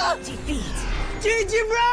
Don't worry! The Only with Smart Power All 99. Hindi bitin with 10 gig data to power your games plus Only Facebook or Only TikTok. Load now! Foul! You know your scalp can get up to 5 times more dandruff? Get triple anti-dandruff power. Supercharged with Clear. Hey, you! Did you know men have 1.4 times weaker scalp? Get a shampoo that's 100% made for men. Supercharged with Clear. Enemy alert! Your scalp gets 1.5 times greasier, causing dandruff. Get triple anti-dandruff power. Supercharged with Clear. Stop and pull over! Your scalp gets 1.5 times sweatier. For cooling power. Supercharged with Clear.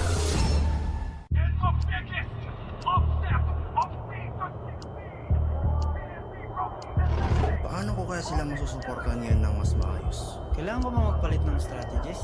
Nagagampanan ko kaya ng maayos ang role ko? Will I be able to meet their expectations? We have to prove them all wrong.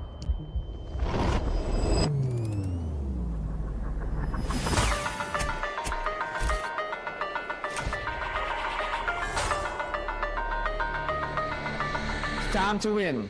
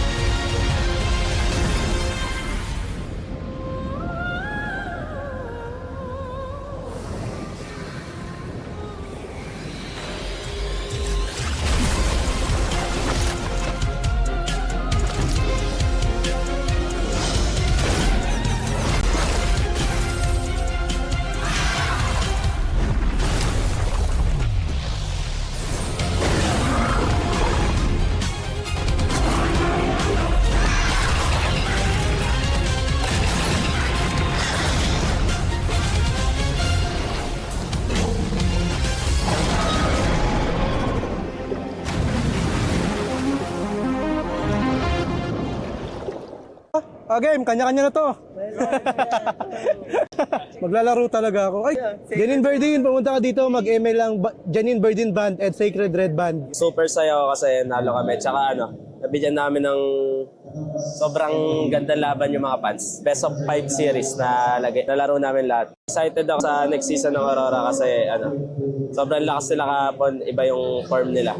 Parang M7 form sila. Good game sa Aurora. First day ng playoffs, super saya and nakaka-excite. Sana punong-puno yung crowd para ganahan ako lalo. Yung palag ko sa Onyx, gagalingan namin, yun yung advantage namin sa Onyx, guys. Inaral namin sila kagabi. Umabot kami, hanggang oras yun? Hanggang alas 3 kami nagplano. Ganun kami katindi. Tagal niyan. Pinagplanuhan namin ng matindi. Kaya gagalingan namin mamaya, guys. Let's go. Guys, thank you nga pala sa mga sumama sa Super Fan City Parade namin. Mahal na mahal ko kayo. And I will win.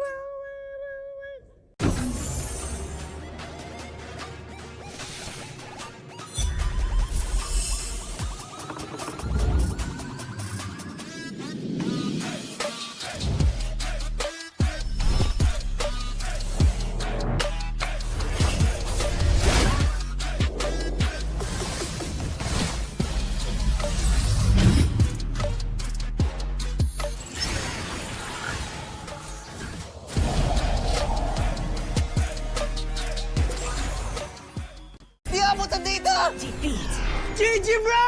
Don't worry, the only with Smart Power All 99. Hindi bitin with 10 gig data to power your games plus only Facebook or only TikTok.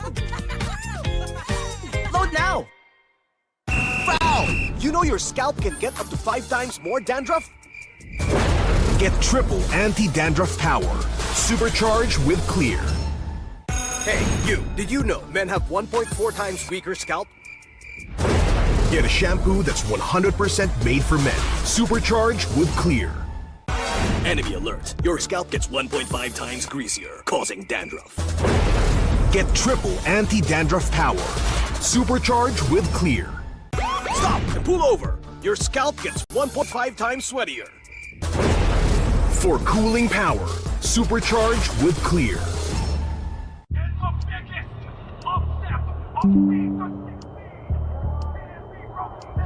Paano ko kaya sila masusuportahan ngayon ng mas maayos? Kailangan ko ba magpalit ng strategist? Nagagampanan ko kaya ng maayos ang role ko. Will I be able to meet their expectations? We have to prove them all wrong.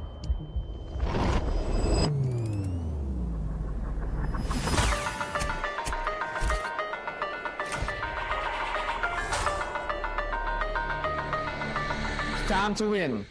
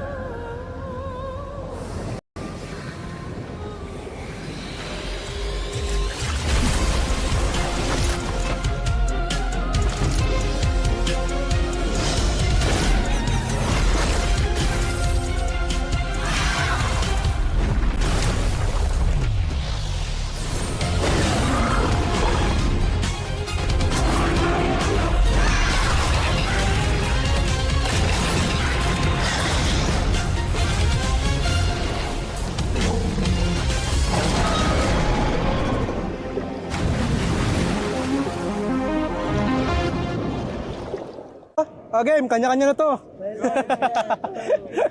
Maglalaro talaga ako. Ay, Janine Verdin, pumunta ka dito, mag-ML lang Janine Verdin Band and Sacred Red Band. Super saya ako kasi nalo kami. Tsaka nabigyan namin ng sobrang ganda laban yung mga fans. Best of 5 series na nalaro namin lahat. Excited ako sa next season ng Aurora kasi sobrang lakas nila kahapon. Iba yung form nila.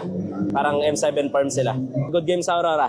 First day ng playoffs, super saya and nakaka-excite. Sana punong-puno yung crowd para ganahan ako lalo. Yung palag ko sa Onyx, gagalingan namin, yun yung advantage namin sa Onyx, guys. Inaral namin sila kagabi. Umabot kami, hanggang oras yun? Hanggang alas 3 kami nagplano. Nung kami katindi, tagal niyan. Pinagplanuhan namin ng matindi. Kaya gagalingan namin mamaya, guys. Let's go. Guys, thank you sa mga sa super fancy parade namin. Mahal na mahal ko kayo. And I will win.